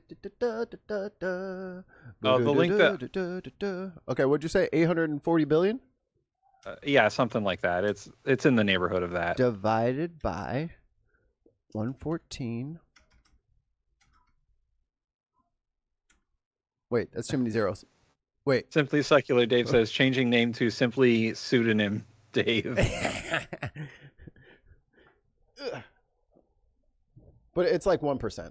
So if you guys are bitching about less than 1%, like get over yourself. Yeah. Administration. During the COVID hysteria and in their attempt to fire 100,000 It's more than an F-35 fighter who work jet. for bigger companies because they 0.7%. didn't get the COVID shot, Yeah. or to mask 5-year-olds, they decided also to make this a central plank in their Go back a policy at couple the Pentagon. seconds. This dude is rambling about something else. Yeah. So on top of this recruiting crisis, that wasn't enough for this administration.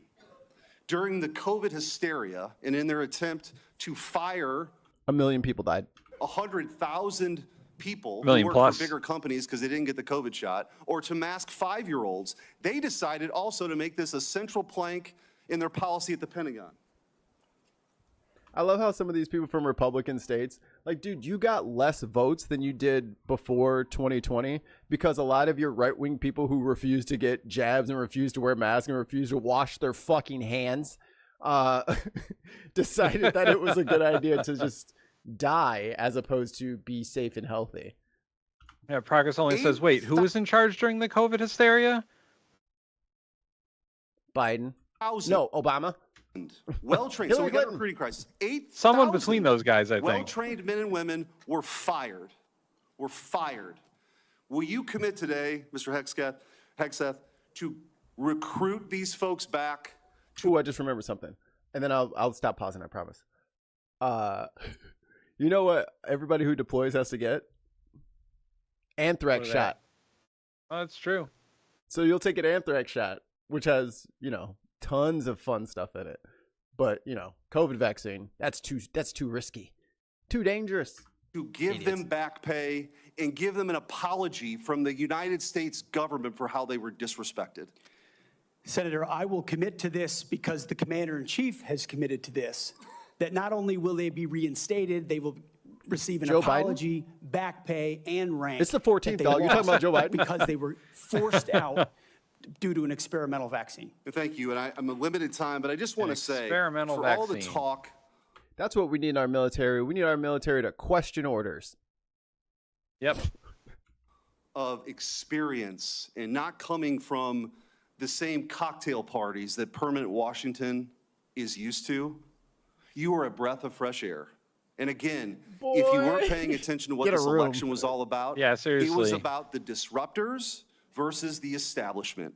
And the American people Bro, have had enough what are you talking of business as about? usual for the same You're the people that we line establishment, up you for these fuck. same jobs who give us the same results. We need somebody You're who's that going to go in guy. there and fight for innovation, fight for change. I think you're that person. Innovation. And I appreciate your willingness. Our military, the best military on the planet, needs innovation? Hold up. Are we going to reinstate people who can't follow their instructions in the military? That sounds like something a snowflake military would do. Methinks thou doth protest too much. To sit here and listen to some of these undignified attacks. It's ridiculous. Thank you. Captain Mark Kelly. Boy, take your ass back to Glendale and shut the fuck Thank you, up. Mr. Chairman. Congratulations on your chairmanship. I want to make a request to the committee that we have thought a Slotkin second was a round lady. of questions. I think There's- Slotkin is next to him. Oh, is it the angle? I hate that. It's the Pursuant angle, yeah. to the bipartisan staff agreement I was like, she looks different. that we reached late She lost last all her year, hair. She's very this old will now. be one round of Get off 7-minute Facebook. questions. All right. Thank you. Thank you, Mr. Chairman. I'll be happy to recognize my colleague, Mr. Reed. I think it's important to note for the record that Speak when up, dude. Secretary Hagel was here, we had 3 rounds of questioning.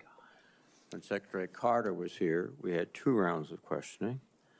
And I cannot recall any time where I have denied, as the chairman, a member to ask for a second round and receive this. You think I'm playing with you, motherfucker? You gonna speak up and you gonna hurry the fuck. Ain't nobody finna listen to your turtle ass speech. Come on, Mitch. Second round. So we are, I think, violating the principles of the See, committee. it's human speak. Just at And, 125. your comment is noted. Thank you. Mr. Hegseth, thank you for being here today. Oh, homie just popped a Zanny. I saw that shit right there in the middle of the screen. Look at this. Look at it. Look at it. Look at it. Your comment is noted. Thank you. Pop that shit. Mr. Yeah, Hegseth, that's one of my thank you for being senators. here today. Thank you for your service to this country. Thank you, Senator. Few Senator nominees come Blumenthal. into this room with all the necessary experience to do this job, to be Secretary of Defense. We get that. It's a reflection on just how big of a job this is. What I want to understand is whether or not you bring any of the necessary. Wasn't he gonna be VP? Was he in the list? Mark Kelly, he was on the short list, yeah. Him and Shapiro Yeah. and the astronaut, right? Or is he the astronaut? He's the astronaut. Necessary experience that this job requires. And here's where I'm concerned. Senator Cole. Yo, his outfit is banging, son. Look at that tie, bro. I'm jelly. Yo, that tie is fresh. And the lapel pin, shitting on him. In introducing you, and this is a quote, he said, he has struggled and overcome great personal challenges, unquote. You walk in here saying that you've had personal and character issues in your past, including heavy drinking, which you wrote about. And you said, and this is a quote from you, that you said, I sit before you as an open book. Yet you haven't actually said what personal challenges it is that you've overcome when you've been asked about them. So I'm going to give you an opportunity here to be as forthright as you say you want to be. So while leading concerned veterans of America, there were very specific cases cited by individuals about your conduct. I'm going to go through a few of them, and I just want you to tell me if these are true or false. Very simple. On Memorial Day 2014, at a CDA event in Virginia, you needed to be carried out of the event for being intoxicated. Senator, anonymous smears. Just true or false? Very simple. Summer 2014 in Cleveland, drunk in public with the CVA team. Anonymous smears. I'm just asking for true or false questions, true or false answers. An event in North Carolina, drunk in front of 3 young female staff members after you had instituted a no alcohol policy and then reversed it. True or false? Anonymous smears. Damn. December of 2014 at the CVA Christmas party at the Grand Hyatt at Washington, D.C., you were noticeably intoxicated and had to be carried up to your room. Is that true or false? Anonymous smears. Another time, a CVA staffer stated that you passed out in the back of a party bus. Is that true or false? Anonymous Show me smears. Anonymous smears. In 2014, while in Louisiana on official business for CVA, did you take your staff, including young female staff members, to a strip club? Absolutely not. Anonymous smears. So, is it accurate that the organization reached a financial settlement with a female staffer who claimed to be at a strip club with you? Smearing on. And there was a colleague who attempted to sexually assault her. Was there a financial settlement? Senator, I was not involved in that. I don't know the nature of how that played out. But you understand there was a financial settlement for a young female staffer who accused another member of the organization, not you, of sexual assault in a strip club. We have multiple statements on the record referring to that. But you claim you were not there when that occurred? Absolutely not. Now, the behavior I cited, if true, do you think that this behavior of intoxication, going into these type of establishments, women on your staff being so uncomfortable that they have to file these sort of harassment claims, do you think this is appropriate behavior for a leader? Senator, the overwhelming majority of anyone who's worked for me, including the on-the-record statements that have been submitted to this, with their name on it, on the record, men and women who worked with me every day, are the overwhelming preponderance of evidence that testify to my leadership and professionalism in leading Vets for Freedom and Concerned Veterans for America. Okay. My leadership has been completely impugned on these veterans organizations that did fantastic work. Mr. Hegseth, I'm not even going to go into the accusations. And we managed our financial books with integrity across the board. How many people, everybody who runs the campaign? I have limited time. I'm not going to get into the accusations that come from Fox News. I know you have some of your Fox News colleagues here. There were multiple instances of accusations against you about drinking. Progress on the one job. says the overwhelming number of people who work for John Wayne Gacy thought he was a great guy at 6 too. a.m. to 9 p.m. and everything. The challenge here for me, Mr. Hegseth, only seen me be professional is when there is every single discussion time. about personal challenges, and you admittedly had issues with heavy drinking. It's hard to kind of square to square the circle here. It's kind of a difficult thing to do. Let me ask you, if I have about 90 seconds left here, if you had to answer these questions about sexual assault against you and your drinking and your personal conduct, would it have been different if you were under oath? Senator, all I'm pointing out is the false claims against me. Okay, I take it you do not want to answer that question. I walked into this hearing this morning concerned that you haven't demonstrated adequate leadership in your civilian roles. And this is a dangerous world we're living in here. And America cannot afford a Secretary of Defense who is unprepared for that mission. I'm going to leave with concerns about your transparency. You say you've had personal issues in your past, yet when asked about those very issues, you blame an anonymous smear campaign, even when many of these claims are not anonymous. Which is it? Have you overcome personal issues, or are you the target of a smear campaign? It can't be both. It's clear to me that you're not being honest with us or the American people because you know the truth would disqualify you from getting the job. And just as concerning as each of these specific disqualifying accusations are, what concerns me just as much is the idea of having a Secretary of Defense who is not transparent. Thank you, Mr. Chairman. I yield back my 2 seconds. Thank you, Senator Kelly. I would, at this point, ask unanimous consent to introduce into the record letters by Tina Kingston, Louisiana State Director of Concerned Veterans for America, and Holly Talley, Louisiana Local Director of Concerned Veterans for America, attesting to the appropriateness of Mr. Hegseth's conduct with regard to female staffers. Without objection, that is added to the record. And Senator Banks, you are now recognized. Thank you, Mr. Chairman. Welcome, Mr. Hegseth. You have conducted yourself very well today. In fact, so well that I believe it's incumbent upon this committee to confirm you ASAP to get you on the job to clean up the mess that we have at the Pentagon ongoing at this moment because of the leadership there over the last 4 years has failed us. In President Biden's first year in office, the Department of Defense spent over 5 million man-hours on quote-unquote counter-extremism and diversity training, what you and I might call woke training or DEI. The administration has refused to provide us any more recent data than that first year, but we know that it's exponentially more man-hours wasted on DEI over the last 4 years. And I wonder, what do you make of that? What could those 5 million man-hours in that first year of Secretary Austin and President Biden's administration, what could those 5 million man-hours have been used for? Senator, that's a lot of service members sitting in a lot of briefs, hearing about a lot of threats or political perspectives that might be dangerous, that do not comport to threats that actually exist inside the force, or ideas that introduce critical race theory or DEI or climate change initiatives that they and their commands have to conform to. And every time one of those happens, it gets pushed down the chain of command. That also includes new layers of leadership that have been created under this administration committed to enforcing those types of DEI and CRT initiatives. So we hear 5 million man-hours, and that sounds like a lot. The more troubling aspect is how many training hours that takes away from a company commander or battalion commander or a wing commander who's out there trying to maintain their force, which is already constrained because of what the Biden administration has done to the defense budget and defense capabilities. So they're having to choose between the political prerogatives of the civilians who are demanding more DEI and CRT and gender quotas and the readiness of their forces. And I believe this Pentagon is prepared, because of our commander-in-chief, for a Secretary of Defense, should I be confirmed, that laser focuses on these issues, and they're ready to respond. They want to pack their rucksacks and go train because they understand we live in a dangerous world. I think that's an important point, a key point, because months later, while the priority of the Biden-Austin-led Pentagon was on DEI and woke training, one of the biggest embarrassments in American history happened when we lost 13 of our heroes in the botched withdrawal from Afghanistan. You're right, this Secretary is no place Austin for testified facts. before the House Armed Services Committee a couple of years ago, and responding to a question from me said he had, quote, no regrets about what happened in Afghanistan. I wonder, what do you make of that? Senator, it's shameful. They still tout it as the most successful airlift in American history, when what the rest of us all saw was true laid before our eyes.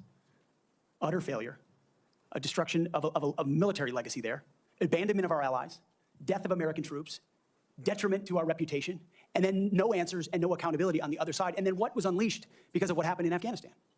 The October 7th attacks, an invasion into Ukraine. The world recognized weakness for what it was. And who bore the brunt for it? The troops on the front lines at Abbey Gate doing an impossible job, whose external security was the Taliban, because there was no actual plan for this under the Biden administration. And yet, not a single person, the only person held accountable in those moments was a Marine Corps lieutenant colonel who had the courage to stand up and say, someone should be held accountable for that. His name is Stu Scheller. No one else involved has ever taken accountability for it. What is he talking about? When that They're talking about becomes the reality of the the perception withdrawal of from the American. Afghanistan. Oh, when Trump abandoned the Kurds? Yeah, yeah, and then Trump agreed to leave Afghanistan, and Biden had to hold to it. Yeah. Yeah. Military or America's commitment to victory and success and positive outcomes. But at the same time, everybody was like, ugh, we need to get out of there. We need to get out of there. And then they saw the video of that plane taking off and people like grabbing the landing gear and shit like that. Like, yeah. Why would they just leave them like that? I'm like, all right. The world responds to that. President Trump is going to restore real deterrence by bringing a real warrior culture back, rebuilding our military, Warrior culture. and ending wars properly. And if we have to fight, Oh them, yeah, warrior culture. You know, I He's served a in warrior. Afghanistan. You served in Afghanistan. 75% of our nation's veterans disagree with how the withdrawal from Afghanistan was handled, the embarrassment of it. What that's done, I believe, has directly impacted our historic recruitment crisis in this country, without a doubt. And you've already talked about that, but how do we fix it? How do we bring pride back to wearing the uniform for the next generation, to inspire them to do what you and I did, to raise our right hand and take that oath and serve this great country? I really do think it comes back to strong, clear leadership, patriotic, pro-American leadership that says we're not going to focus on all the other political progress. That's why we all have political perspectives. Tammy should be up there in front of you, I said this before, and I'll dude. say it again. In uniform, none of that matters. You wear green, America. you wear blue, you bleed red. That's it. Who you vote for doesn't matter. But when the perception of that changes, then you don't want people deciding whether to serve based on a... Remember when Trump was like, yo, mail-in votes are bullshit. And then like, yo, you voted mail-in vote. He's like, that's different. I was traveling. And everybody was like, oh, okay. What about the entire military? They vote by mail. Oops. A political party in power, that's a dangerous thing for continuity inside your military. And it's fragile right now. President Trump, and if I'm confirmed with my leadership, we're going to restore the continuity of an apolitical military that acts decisively and only based on merit. They sound basic, but they're fundamental. You and I agree that wokeness. Joe Biden is the worst commander-in-chief ever. Look how many times we were attacked. Oh, wait, those were all Americans. My bad. From the military, I might add. This is weakness. Mr. Hegseth, do you support racial quotas in recruitment Hell or yeah. promotions in the United States military? No white people. Senator, I do not support any form of racial quota. Do you support affirmative action in our nation's military academies? What does that even Senator, mean? I only support hiring and promoting and admitting the best and brightest, whatever their background is. I think that's not very true. important. Unless they're not Mr. white. Hegseth, Unless they're a Lloyd woman or a Austin, black. The secretary later Yeah. went AWOL. He disappeared for days and never told the president, didn't even inform the president's chief of staff that he was going into the hospital. Would that ever occur on your watch? No, Senator. I know in any one of my the next jobs, time he's if on I a decided bender, to go yeah. AWOL, for even a day or two in uniform or around that, that would have been a concern. I believe accountability matters. No one hit to. Tim, did you ever know about Bo Bergdahl? Yes. Dude, there is like the lady who did that Serial podcast. She did a podcast talking to him. It is buck wild, dude. But it is so like I almost feel like you and the wife should like take on an audiobook because it's essentially what it is. It's like a string of articles or whatever, just done auditorily, audactically, through sound. Right. It's such a crazy story. Bo Bergdahl. To this day has ever, as you've said, been held accountable for what happened in Afghanistan. It was embarrassing to this country. It's impacted this country greatly. And I applaud you and President Trump for bringing accountability back to our Pentagon. With that, I yield back. Trump is not going to bring accountability to fucking Distinguished anything. ranking member for unanimous consent request. Mr. Chairman, I would like to submit an article discussing some of the issues of readiness and DEI. Oh, Mikey, check the chat. There has been a comment that 5.9 million man-hours have been used for DEI. General Miley clarified that that is an estimate out of more than 2 billion. Oh yeah, Alex says, did you already read it? Yeah. No, I mean like out loud. Oh, no. Okay. Progress Only in the chat says, there it is. So Mikey, one of the people sworn in with me last week is a veteran of Iraq. He fucking hates Republicans' manipulation of veterans so much. It's horrible. Like, they will seriously, like, come on, guys, we got to raise money for the vets. Bitch, we have the biggest budget for the military ever. Can't you take it out of there? No? Right? No, I got to still, like, the firefighters, they need to raise money, so I got to put money in the boot, like at the stoplight. I thought we paid for this already. But here's how big the military's budget is. It is 1/3 of non-debt spending. Right. Ugh. And we're at peace. 1/3 of all non-debt spending is on the military. 1 out of every 3 of the tax dollars that you pay goes into the military. It's a lot. And it grows every budget, every year, regardless of who's in charge. Trump, Biden, Obama. The military budget is constantly growing. I think I don't know the last time the military budget was actually cut. No. For what? They got to be ready. Al-Qaeda Part 2 is coming. You gotta build that $35 million airplane that was supposed to be able to vertical take off and land, but it just catches fire for no reason. Hey, VTOL is hard to do, okay? Meanwhile, Canadians pay less than a nickel to dollar of taxes for no OOP healthcare costs. I'm just saying, yeah, you could take a small fraction of the military budget and put it into single-payer healthcare, and bam, we got single-payer healthcare now. Done. And the military would still be fine. You'd still be better than everybody else. Billion man-hours that the Department of Defense invested during the time period. Where is this published, sir? This is published by your mom's Megan house? Myers, and I will get the Okay. Published by your mom. military.com. Yes. I'm sorry. Without objection, it will be admitted to the Thank you, record. Mr. Chairman. Look at this young face of the Senate. I know, and look at all the staffers behind them. No wonder we're in trouble. And Senator Slotkin, welcome to the committee. Thank and you. You are recognized. Thank you, Senator, and thank you She just won, right? And she got on the committee right away? Yeah. She's kicking ass. for referencing the great Carl Levin as you introduced me. We miss him in Michigan.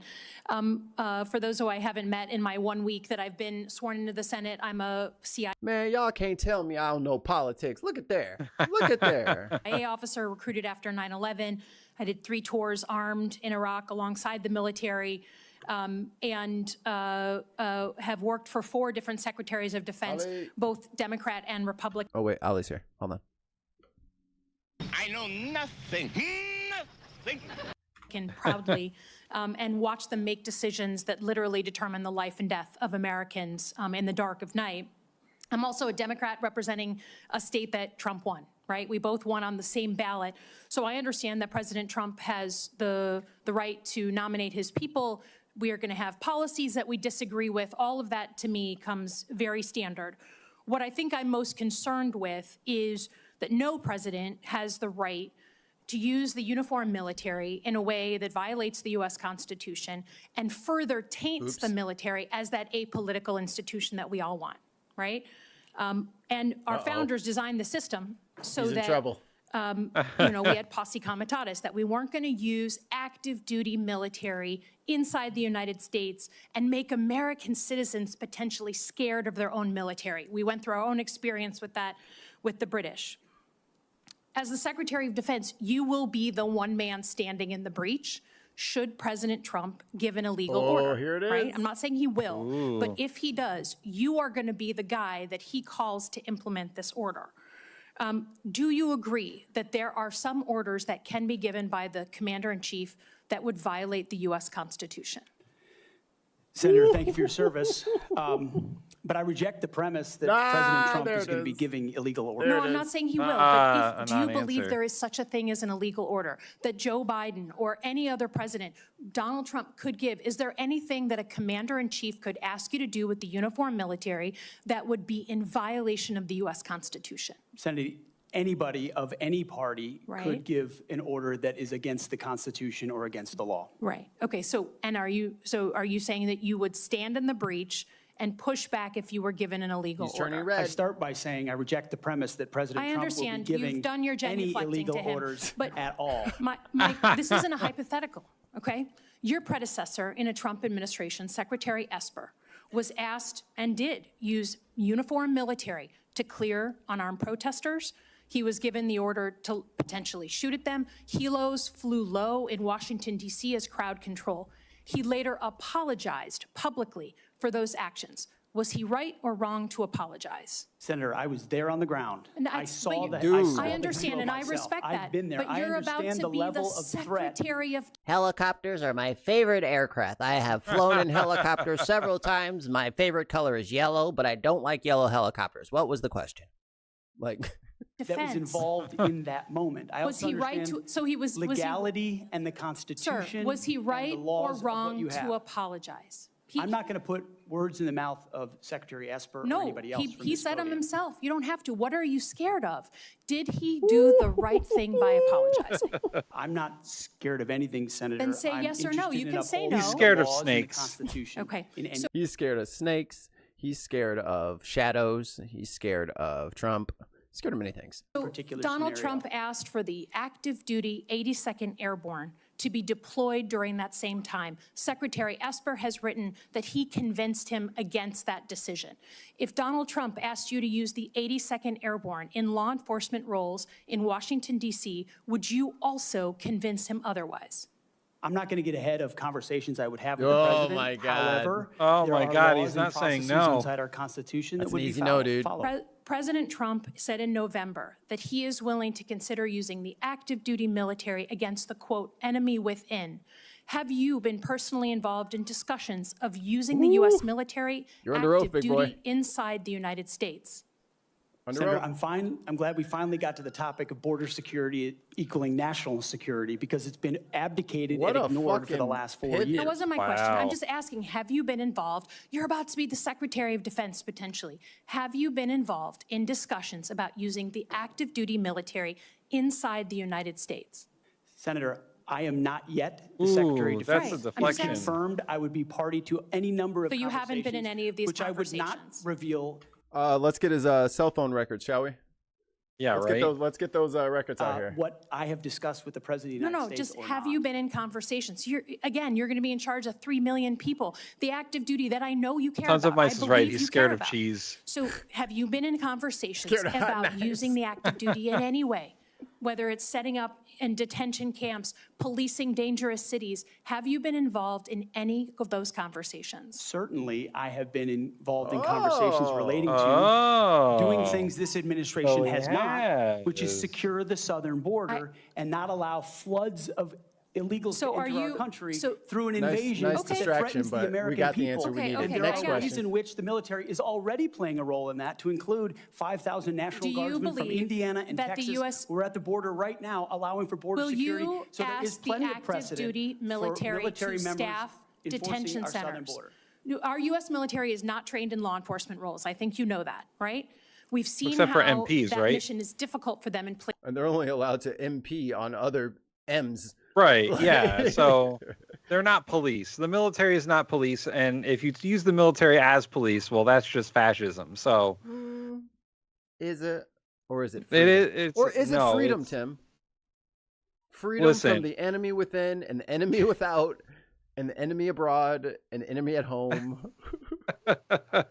Using the military as police is straight up fascism. So just put that out there. Progress only crushes it. They aren't supposed to impede on civilians in the public. That is the large air horn. Places like Iraq and Afghanistan, because that's not the training a uniformed military comes with. Do you support the use of active duty military in supporting detention camps? Senator, everything we will do would be lawful and under the Constitution, Okay, but I'm I gonna take that as a recognize yes. that this administration has abdicated its responsibility. President Trump is going to restore in the order at the spirit border, of preserving prevent our the enemies from institution. Order at the border, invading. it's catchy. Sir, I get your filibustering. I get it. You know, they should In the use spirit that. of preserving the institution that I Order think at we the both border. care about. Put that in the private legitimately. chat. We'll make a The shirt. Uniform Code of Military Justice. I've heard a couple of different things. One, you said you will not change the Uniform Code of Military Justice, which is what governs justice system in the military. Yes or no? You said that earlier. Those are I'm just laws, confirming. Senator, set by Congress. Okay, so you will not go to change it. You will not attempt to change it. You also said that JAG officers are potentially people who put their own interests in their own medals JAG, I've seen that and show. promotions ahead of the troops. Hey, leave J.D. Vance out of this. Senator Lindsey Graham was a JAG officer for most of his life. Is that what you believe about those who implement our justice system in the U.S. military? Yeah, Lindsey Graham. Senator, I was speaking about particular JAG officers I've had to deal with in my military. Yeah, Are you going to It's get not about a involved? member of the United States. Are you, as Secretary of Defense, going to JAG get officers. involved in the implementation of the U.S. Military Code of Justice? Senator, ultimately, it will be a big part of my job to evaluate decisions vis-a-vis Okay, the so I'll take Uniform that. Code of I'll Military take that as Justice. yes. Have you seen the, fairly. is CQ Disorder at the Brown on your border, list now a in the WWF Warrior annual Boards event to in be El Paso. removed from his position? Senator, every single senior officer will be Booker reviewed T and Hulk are based fighting. on meritocracy, standards, No, Rey lethality, Mysterio and commitment to and, lawful orders they will be given. Well, you Thank got to get a Senator luchador in there. Slotkin. I now recognize Senator Shaheen for a unanimous consent request. Thank you, Mr. Chairman. I think she crushed that I think she crushed it too. for being That was a in good D.C. one. for a week. She shitted all over him. Nice job. She I on our have board? I don't a know if I put her request on the from board. a She former was on my- general we who did one served video for 35 last year. years, Dennis Leitch, Yeah. who Last season. most recently was commander of the 94th Regional Readiness Command at Fort Devens, Mass., who was asked that his letter opposing Mr. Hegseth's nomination She be got that entered pin into the from record. Galadriel. What the hell Is is there that? objection? Without objection. Oh, it she's will the hand be of the king. entered. Also, I present a host of letters and op-eds from former coworkers at Vets for Freedom and Concerned Vets for America, as well as Fox News Channel. Oh, Fox I News also have channels. Well, letters they're a and wealth of op-eds credible from many, information. veterans and Iraqis and Afghanis who were helped Probably someone by said she's Mr. former CA. She knows Hegseth. her shit. I retract yeah. all of my jokes. I ask unanimous Yeah, right. I'm consent not Please gonna don't fuck look with her. at use don't look at my shit. I'm sorry. these letters and Please don't hurt op-eds. me. Without objection, is so ordered. Senator Sheehy, you've been very patient. Stop smiling like Thank that. you, Mr. Chairman. Entering Whoa! a support He's letter so in old. for Mr. Hegseth, submitted by nearly 90 former soldiers who served with Pete in combat. He was picking at that zit on his head before they called on him. Now it's all red. I'd like to submit a statement from 86 Look. of them, former soldiers. Look. Thank you, Mr. Chairman. Entering a support Yeah, we letter see in it. for Mr. Hegseth, Yeah. submitted by nearly 90 former soldiers who served with Pete in combat. I would like to submit a statement from 86 of them who support his nomination, although they come from different units and ranks. The signatories commend Mr. Hegseth for his selfless leadership, You're love of his supposed to ask soldiers, and commitment to our questions. country. 2 items. Sorry, one item. I ask unanimous consent to enter this into the record. Without objection, it will be entered. Objection. Thank you, Mr. Chairman. I would object all Pete, the I'm time. actually going to ask you questions because I want to hear your answer. How many genders are there? Tough one. Senator, there are 2 genders. Wrong. I know that well. Wrong. I'm a she-he, so I'm on Gender board. is a spectrum. Incorrect. What is the diameter of the rifle round fired out of an M4A1 rifle? I thought he was going to ask about the That's a diameter of 5.56. other stuff, man. How many push-ups can you do? I did What the fuck does that have to do with running 3 million people? You fuck. How many, Mikey? How many push-ups can you do? You can't do as many push-ups as Pete Hegseth can. Oh my god. How He many can do the. He's the bestest boy. Well, how about this? We'll both put our mistresses on our back and then we'll do push-ups. How about that? How about we both put how many alcohol bottles that we've consumed over the last 2 weeks on our back and then we'll do push-ups. It's a 5.56. How many push-ups can you do? I did 5 sets of 47 this morning. That's bullshit. No, he didn't. Bullshit. What do you think what do you think I'm looking for it. I want to see if he can actually do this shit. are our most important strategic bases in the Pacific? In the Pacific, Guam is pretty strategically significant. He has no idea. How many? No, jackass. Taiwan, stupid fuck. Like, what are you saying? You fucking Japan, Taiwan, or yeah, South Korea, not Guam. Not yeah. Guam is not in the South Pacific. You say the South Pacific, right? Yeah. Yeah, Guam is not the South Pacific. How many rounds of 5.56 can you fit into the magazine of an M4 rifle? Depends on the magazine, but standard issue is 30. Senator. Yeah, that was a stupid question because they come in any size. What size round is the M9 Beretta standard Guam issue is the South Pacific. I am corrected. A 9mm, Senator. It was 11 in What a, kind of in a batteries Beretta. do you put in your night vision goggle? Duracell. So right there, He knows you're name representing brands of batteries. qualifications that show you understand what the warfighter deals with every single day on the battlefield. That is You not what the understand Secretary of what Defense happens on the does. front line, It's not. where our troops will be. And what happens, unfortunately, in this country is decisions made in rooms like this, bad decisions, end up in dead. How many fucking soldiers do you think deploy with standard issue fucking weapons? They get their own shit. You know what I mean? They get their own little tweaks on their shit.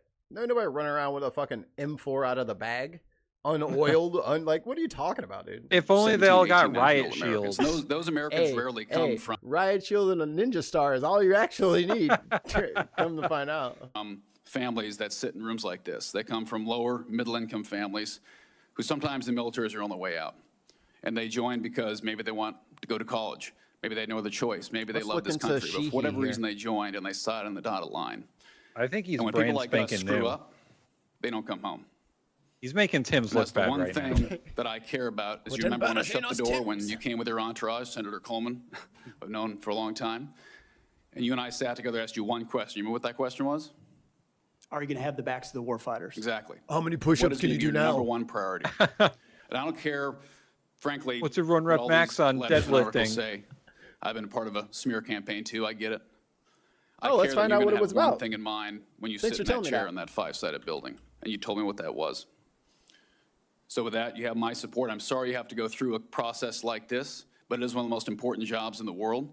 We got to make sure you're ready for it. I thank you for your answers. I got one final question that's very important to me. This is more of a technical question, but I think it's to fix the Army in this country is a 1 or 2 year problem. Oh, Tim Sheehy is a former Navy SEAL. So as long as I stay out of water, I got him. We can make bullets, we can make rifles. Fix the Air Force might be a 5-year problem. To fix our Navy is a decades-long pursuit. How are you going to fix our national? You don't have all the power. We're not China. Unfortunately, you can't snap your fingers. But how are you going to lead an initiative within the DoD to reinvigorate our national shipbuilding industry so we are able to compete with China? We don't need because ships. freedom of navigation is critical to our Who economy and needs the global ships? economy. It's going to be a very important The task. for you to Japanese do. are gonna pause this. the Chinese are gonna sail across the Pacific and blow us up, Tim. Mikey, do you know the last time the American military engaged in a major naval battle? Spanish-American War? World War II. I'm about to say, I don't even think we like used them like that. I think World War II was like yesterday, Tim. Midway was the biggest naval battle that's the right. U.S. But then that was kind of it, man. There hasn't been a major naval battle. All Navy ships are used now as platforms for aircraft and bombardment and launching cruise missiles. Like, yeah, there's fewer ships than there used to be, but they're way more technologically advanced. Like, the hang up on, we need 1 million ships in the Navy is ridiculous. It says It's here in wasteful. It says here in 2015, when seeking medical care in Kalispell Hospital, he said that the injury was from an accidental discharge of a firearm in Glacier National Park that day. A park ranger cited Sheehy and fined him $525 for discharging his gun. You shot yourself? You said he's a Navy SEAL? Well, he is a Bronze Star and a Purple Heart recipient, so I guess I can't make fun of him. And his mole. Critical Or question, Zane, whatever it is. Senator, and that's why I'm grateful that President Trump has said definitively to me and publicly that shipbuilding will be one of his absolute top priorities of this administration. So a lot of it does go into pulling things up into the OSD's office, Secretary of Defense's office, to shine a spotlight on it, to make sure. Holy shit. Business career for Sheehy real quick. In 2014, Sheehy founded the company. Let me make this bigger. I can't. I'm getting old. That shit was like size 7 font. In 2014, Sheehy founded the company Bridger Aerospace. Headquartered in Belgrade, Montana, which is where he's representing. It has provided aerial firefighting services in 24 states and 2 Canadian provinces. Upon founding the company, Sheehy was its only pilot, operating 1 plane and assisting ranchers with tracking cattle. In 2024, Sheehy resigned as Bridger's CEO to focus on his Senate campaign. The company was facing dire financial situation. It had lost $77.4 million in 2023 and $20.1 million in the first 4 months of 2024. Yikes. That's ridiculous. Bureaucracy doesn't strangle important initiatives that need to happen. We need to reinvigorate our defense industrial base in this country to include our shipbuilding capacity. Some of it is on the east, some of it's on the west, some of it's on the Great Lakes. The workforce problems that our shipyards are facing are significant, and there's been a big investment from this committee, I know, in a lot of those places because of the shortfalls, manpower issues, everything else. We also see adversaries that have been able to innovate themselves in ways that their shipbuilding capacity is, I won't reveal it at this hearing, multitudes and multitudes beyond our capabilities. So it needs to be a rapid investment, a rapid fielding, and then we need to incentivize outside entities to. I have all these very scary things that the enemy has, but it goes to another school, so I can't tell you about it. We have the most aircraft carriers of any navy in the world. We have the most submarines of any navy in the world. We have the most advanced ships in the world. Do we have the railgun ship yet? I feel like we're close to that. And we got ships that shoot lasers now. Because there's drones, Tim. So we got to blast them with the Jewish space laser, a la Marjorie Taylor Greene. Oh yeah. I think it's a really major mistake and an insult to me. Hit him with space lasers. But you gotta wonder, Tim, what next? Why do they want to build more battleships? Battleships are useless. So they're fucking useless. Well, someone's got to build them, and that's American jobs, Tim. Why do you hate America? We talk a lot about UAVs. UAVs are very important, but there's also a future of UUVs, unmanned underwater vehicles, that will be a part of amplifying the impact of our Navy. Because this administration has allowed our number of ships to drop below 300. It sets a projection of 340 or 350, but doesn't create the capacity to actually address it. And so if we're going to defend our interests, our allies, and put America first, we're going to have to be able to project power. That means shipbuilding. Trump doesn't want to protect our allies. He has said as much. So why are we talking about increasing funding and putting more ships in the Navy when Trump's like, I'm backing out of NATO unless everybody starts paying the exact same amount as we are paying, because he's stupid. Progress only says Sea-Doo with an RC controller. Correct. Well, these are like subs, like they dip below the surface. It means historic investments in our defense industrial base there, and then also driving innovation and cost savings in ways that only business leaders inside the Pentagon can do. When I'd add, I don't think any board in the world would have hired Steve Jobs or Elon Musk or Mark Zuckerberg when they founded their companies either. So this country was founded by young people who had a great vision. Thank you for being willing to serve your country again. And thanks for coming here today. I yield back, Chairman. Thank you, Senator Sheehy. You yield back the balance of your time. Mr. Ranking Member, can we agree that you and I will it's not stupid to expect NATO to live up to the percentage GDP investment they agree to. They are. Until and it's called fucking, I don't know, a financial crisis, COVID, everything. Like, yes, Mr. calm Chairman. down over there. That will be a day. But I mean, they are. Right. Most. I think there was a speech yesterday that Biden gave at the State Department that said that 22 of the countries are meeting or exceeding their investment quotas. So, like, it's just a distraction. Yeah. Another Detroit. Mr. Shaheen looks so different. They got to do something about those angles. They do. They got to do something about those. One angry pagan, air horn in the chat. This concludes today's hearing. Oh, thank God. I want to thank the witnesses. All right, did we find that report yet? And their families, and this hearing is adjourned. Chat, did anybody find it? Thank you. Oh, I got it. I put it in the chat. Oh, thank you. Ooh. Oh, this is a virus. Oh. Yeah, I send you a virus through the internet. Again? All right, I don't want to hear them. He did a lot of diving, ducking, dipping, diving, and dodging. Oh, is this this is the whole thing. The whole thing. I come with results, baby. Shit. This is 174 pages, Tim. It's the whole report. Like the first 20 pages are the most important because that is all the crimes. The rest of it is like Jack Smith explaining the law. Okay. And the first couple of pages are a letter. Yeah, let's get to. Oh, here we go. Now we're getting volume 1. Oh, Jesus. Well, yeah, volume my God, 2 there's a table is of contents. Yeah. So you want to do the results of the investigation. Those are the most important pages. Results of the investigation. Okay, so 2 through 23. All right. Yeah. Oh, we're in the. Oh, God damn it, we're in the Roman numerals. Oh, there we go. You could be in there for weeks before you get out of the Roman numerals. Okay. The rules of the investigation. In 2020, then President Donald Hump ran for re-election against Joseph Robinzeg Biden Jr. Mr. Trump lost. As alleged in the original and superseding indictments, substantial evidence demonstrates that Mr. Trump then engaged in an unprecedented criminal effort to overturn the legitimate results of the election in order to retain power.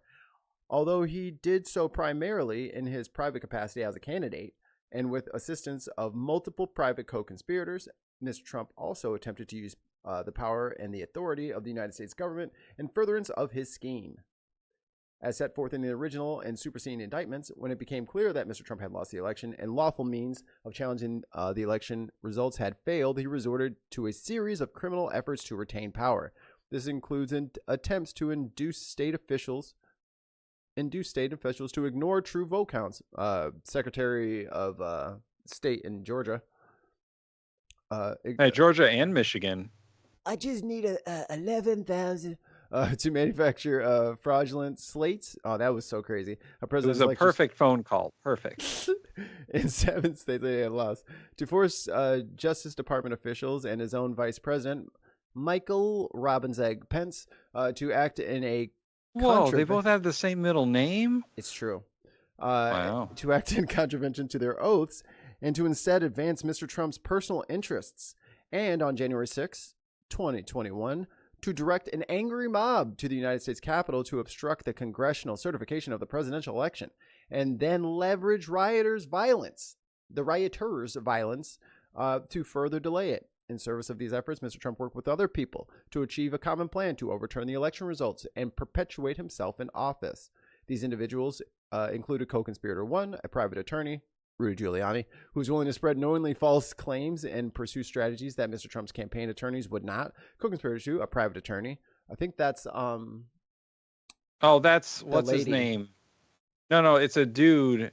He was the one that got Trump into this whole the vice president can over. Yeah. Oh man, what was his name? Meadows? No, not Meadows. A different. I think his name is like Forrest, or his last name is like Forrest or something. I'll look it up. I'm sure what's his face is gonna grab it. Progress only knows everything. Progress only tell us what the answer is.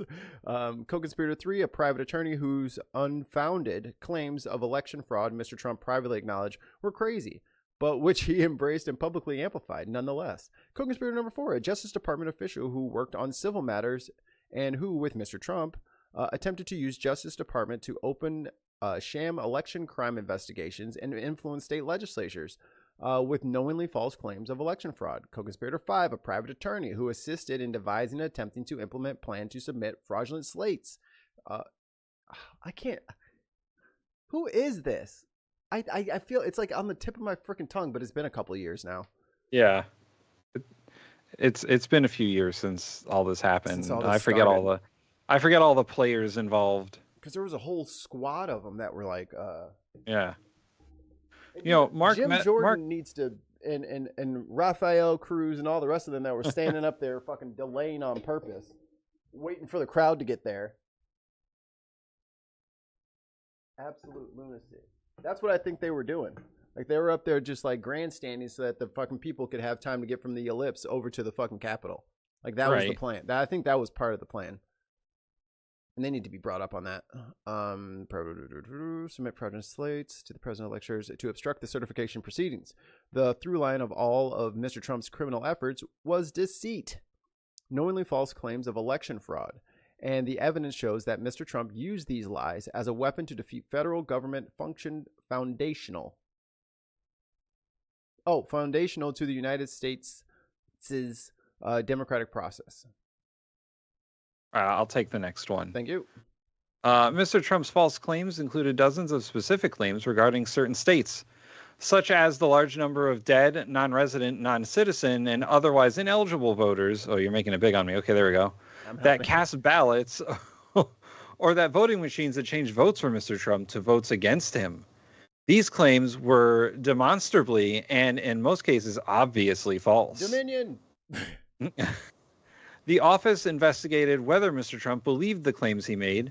Evidence from a variety of sources established that Mr. Trump knew that there were no outcome determinative fraud in the 2020 election, that many of the specific claims he made were untrue, and that he lost the election. He knew this because some of the highest ranking officials in his own administration, including Vice President Pence, told him directly.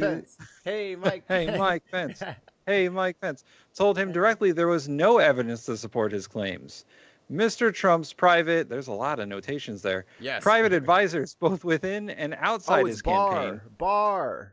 Yeah. It's up here in the note. Oh, yeah. Barr says no widespread. I remember that. He said no widespread election fraud. All right. Both within and outside of his campaign told him the same. On November 13th, his own campaign conceded its litigation in Arizona, a state pivotal in his reelection prospects. Kerry Lake was devastated. I know. State officials and legislators whom Mr. Trump pressured to change vote tallies or to stop certifications of results rebuffed him and informed them that his fraud claims were wrong, both privately and through public statements. Mr. Trump also monitored legal developments. So it's only 3 lines and everything else is notation. This looks like a paper that I've written once. Regarding the election, there was on notice that state and federal courts rejected every post-election lawsuit Mr. Trump and his allies filed claiming outcome determinative election fraud. 0-66. Yeah, right? So much money wasted. Mr. Trump and his co-conspirators could not have believed the specific fraud claims that they were skip all the quotes and the well, hold on, annotations. real quick right here. I'm just like skimming through this. And some of these things that he's citing here is like video of Georgia Secretary of State press conference. You know what I mean? Like when people said they knew things. It was this State Farm Arena ballot counting, convicted felons voting, 74 at most, not 2506, underage voters, 0, not 66,248, unregistered voters, 0, not 2,000, like just straight up made up numbers. There's a good one up there that like his FBI, his Justice Department, and what else said that there was no election, like it was the most secure election in the nation's history. Like it wasn't like Joe Biden's Attorney General or Joe Biden's Justice Department. It was Donald Trump's Justice Department that said this shit. But he was still president at the time. Look, that's why the Democrats cheat like they do. They only cheat when they're not in power, not when they are in power, because that would be easier. Like, these are the people that Trump appointed. Or did he? Yeah, because at that time, the acting attorney general was not Bill Barr. It was somebody else. The FBI director was also an acting one that Trump just appointed. Like, all these people are people that Trump thought would side with him. And when they sided with the U.S. government rather than him, he got pissy about it. Yep. Let's get back to the thing. were we? You were at Mr. Trump and co-conspirators could not have believed the specific fraud claims that they were this. Making because the numbers they touted, for instance, of dead voters in a particular state frequently, what's that word? Vacillated wildly from day to day, were objectively impossible, including, for example, co-conspirators' 3 claims about voting machines that Mr. Trump privately acknowledged sounded crazy before he publicly affirmed them. Finally, amplified them. Finally, at times, Mr. Trump made comments implicitly acknowledging that he knew the election was lost. Yeah. For example, on January 3rd, 2021, in an Oval Office meeting regarding national security, Mr. Trump stated, in part, "It's too late for us. We're going to have to give that to the next guy," meaning President-elect Biden. Womp womp. Jeez. All right. Well, we knew that stuff. Where's the juice? You know It's down below. Let's see some juice. Where's the juice at? It just jumped up here. I'm on page 19. I have no idea what this is. Let's just start reading. Nonetheless, Mr. Trump continued to circumvent Justice Department leadership and engaged directly with co-conspirator number 4, my favorite one. With Mr. Trump's intervention, co-conspirator number 4, my favorite one, obtained a highly classified briefing on foreign interference in 2020 election on January 2nd, 2021. A briefing that yielded nothing to support the co-conspirators' allegations, as demonstrated by contemporaneous electronic messages between co-conspirator 4 and the same member of Congress who had introduced the co-conspirator number 4 to Mr. Trump. Oh, who is that? Oh, man, we got to find out. Let's Google. Trump installed co-conspirator number 4 as acting attorney general. So whoever attacking her attorney general was. No, it's after Barr. All right, let me see. This is how you got to read this shit. You got to get a separate tab open with Google so you can fucking. Okay. All right. I'm going through the list here. Go all the way down. Trump's. What is this? What his last. Wow. There was a lot after Barr. So, acting attorney general on January 2nd, because there's a lot of them. Right. Oh, it was acting. Okay. Jeffrey Rosen. Let me look him up. He was acting attorney general from December 24th to January 20th.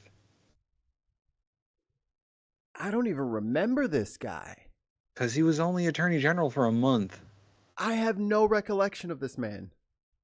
Who is this dude? He was deputy attorney general for a while. And then he was United States Deputy Secretary of Transportation. He's the weekly podcast host of We the People. Jesus.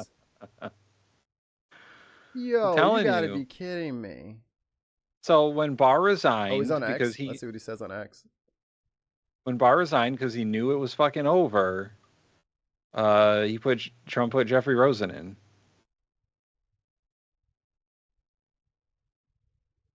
So he's clapping about them banning TikTok. He said rest in peace to Jimmy Carter. He's out. He's out. Ugh. Anyway. Let's see. So from his Wikipedia, on January 6th, in response to the attack on the U.S. Capitol, Rosen denounced the intolerant attack on a fundamental institution of democracy. He urgently sent hundreds of DOJ law enforcement agents to the Capitol to help restore order, enabling Congress to complete its electoral vote certification that evening. Oh, he hates this guy. Oh, yeah. Reuters reported Rosen stepping down and leaving the DOJ on January 20th, 2021, but that was the day before Biden became president. So why can't they just put their names in there? I guess because these are all allegations, right? Yeah, they're all allegations. So these are unnamed co-conspirators. But we know the names. We know who co-conspirator number 4 is. And number 1 is 100% Rudy, right? Oh, yeah, it's 100% Rudy Giuliani. Like, there's no way it's not Rudy. Rudy's number 1. Rudy's number 1. Oh, man. Trump's pressure on the vice president. Let's learn about that one. Oh, go ahead. Do you want to read it or do you want me to read it? I don't. All right, I'll read it. Can you see it? That's what I was going to ask. I can see it. Yeah, okay. I can see it. Mr. Trump wanted no one else speaking with the vice president because he and co-conspirators were already implementing a secret plan. Do you got that? You got that? Yeah. It takes a second. His secret plan. To use Mr. Pence's ministerial role as president of the Senate to Mr. Trump's advantage. Co-conspirator number 2, with the assistance from co-conspirators 5 and 6. 6 is my favorite. Spearheaded the execution of a strategy in which co-conspirator 2 had recently conceded was not supported by the Constitution or federal law. And for Mr. Pence to decline the count of legitimate electoral certificates, in the targeted states where Mr. Trump's electors had signed fraudulent ones. So for all of you who said, I mean, oh, it was just a riot, you know, just like some shit got broken, you know, like Nancy Pelosi got shit on her desk. Like, no, it was before this. Like, that's the part that y'all are missing, is like, yeah, there was the public thing that was on TV. These assholes in November, you know, I mean, the November before that, January 6th, were literally putting in fake electors on purpose so that Mike Pence could be like, what is all of these fake electors in here? Who put these fake electors in here? That was the plan, just to put their own bullshit in there to disqualify the whole process. And Mike Pence was going to have to go along with it. And Mike Pence said, nah. That's why they don't like Pence no more. Yeah, that's why. No, nothing to say about that, Black Staff? Been awfully quiet. No smart remarks about the obvious fucking corruption and coup attempt by your boys? Admittedly, it was a lazy coup. They did a lazy coup, but they still did a coup. They dialed it in. Or they phoned it in. Yeah, they phoned it in. They didn't really. They definitely phoned that in. You know, like when the other person has to do their like one-on-ones with the camera, and like you don't sit there with to do the reverses of the back of your head, and you like you let the stand-in go. Like that's what they're doing. Well, let's see, where was I? Oh yeah, here we go. In the weeks before the certification, Mr. Trump began pressuring Mr. Pence to cooperate both directly and by mobilizing Mr. Trump's supporters. In repeated conversations, day after day, Mr. Trump pressured Mr. Pence to use his ministerial position as president of the Senate to change the election outcome, often by citing false claims of election fraud as justification. He even falsely told Mr. Pence that the Justice Department was finding major infractions, and when Mr. Pence repeatedly refused to act as Mr. Trump wanted, Mr. Trump told him that hundreds of thousands of people would hate his guts. And boy, did they. And how. And think that he was stupid and that Mr. Pence was too honest. You never want politicians that are too honest. I hate that. I hate it when they're honest. It's the worst. Why would you want honest politicians? I know. And Mike Pence is in no way an honest politician, but that's a different story.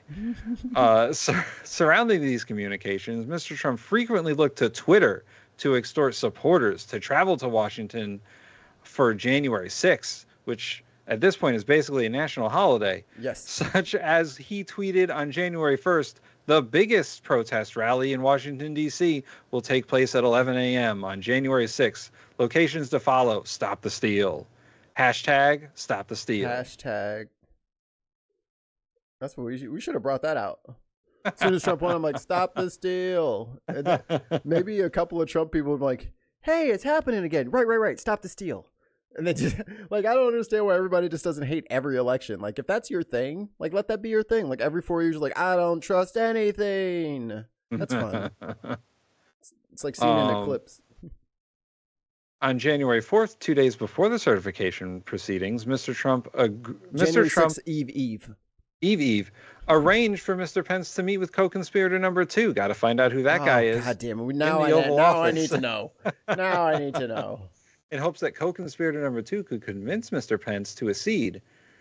During the meeting, co-conspirator number 2 outlined 2 ways that he claimed Mr. Pence could affect the election outcome using his role in the certification. He could reject the legitimate electors outright, denying Mr. Biden an electoral majority, likely sending the selection of the president to the House of Representatives, where fellow Republicans who controlled the majority of state delegations. He could send the elected slates to targeted states legislatures for them to choose which electoral votes should be counted. Wait. Let me pause you real quick. For everyone's delight, and I'm going to put it in the chat before I even say it. Everyone go subscribe to the weekly or daily newsletter over at Democracy Docket. Go do it. Even if you're on the right and you think Biden's a piece of shit, yeah, so do we. Whatever. But if you want like the legal, like law side of all this like DC shit, go fucking. We have the list, Tim. Number 1. Coming in at number 1 is Rudy Giuliani. Knew it. We nailed Called it. Number 2, John Eastman. That's who we couldn't fucking remember. Eastman, yes. Eastman is a crackpot. Number 3, co-conspirator number 3 is most likely Sidney Powell. Sidney Powell, okay. That's who I couldn't remember either. Number 4 is Jeffrey Clark, most likely. Okay. Oh, here we go. Number 5, Kenneth Cheesebro. Cheesebro. Another crackpot. Boris Epstein is number 6. Boris Epstein. He is the least obvious of the unnamed co-conspirators at the last indictment. The details, specifically emails, and he emailed. Oh, that's how they caught you. So co-conspirator number 2 is Eastman. Yeah. Okay. So let's go back a bit here then. So on January 4th, Trump arranged for Mr. Pence to meet with John Eastman in the Oval Office in hopes that Eastman could convince Pence to do all the stuff that's later in here. In response to Mr. Pence's questioning, Eastman admitted that both... You gotta scroll. Sorry, I had a phone call. Oh. All right, there we go. So Eastman admitted both proposals violated the ECA and were untested. When Mr. Pence turned to Trump and pointed out that even Trump's lawyer, Rudy Giuliani, did not think Mr. Pence had the authority to return electoral votes to the states, Mr. Trump responded that he liked the other things better, which Mr. Pence understood to mean Mr. Pence simply rejecting the electoral votes outright. In the end, Mr. Pence again stated that he did not believe he could do what he was being asked. Hey, remember when Mike Pence tried to run for president and they laughed him out of the fucking auditorium?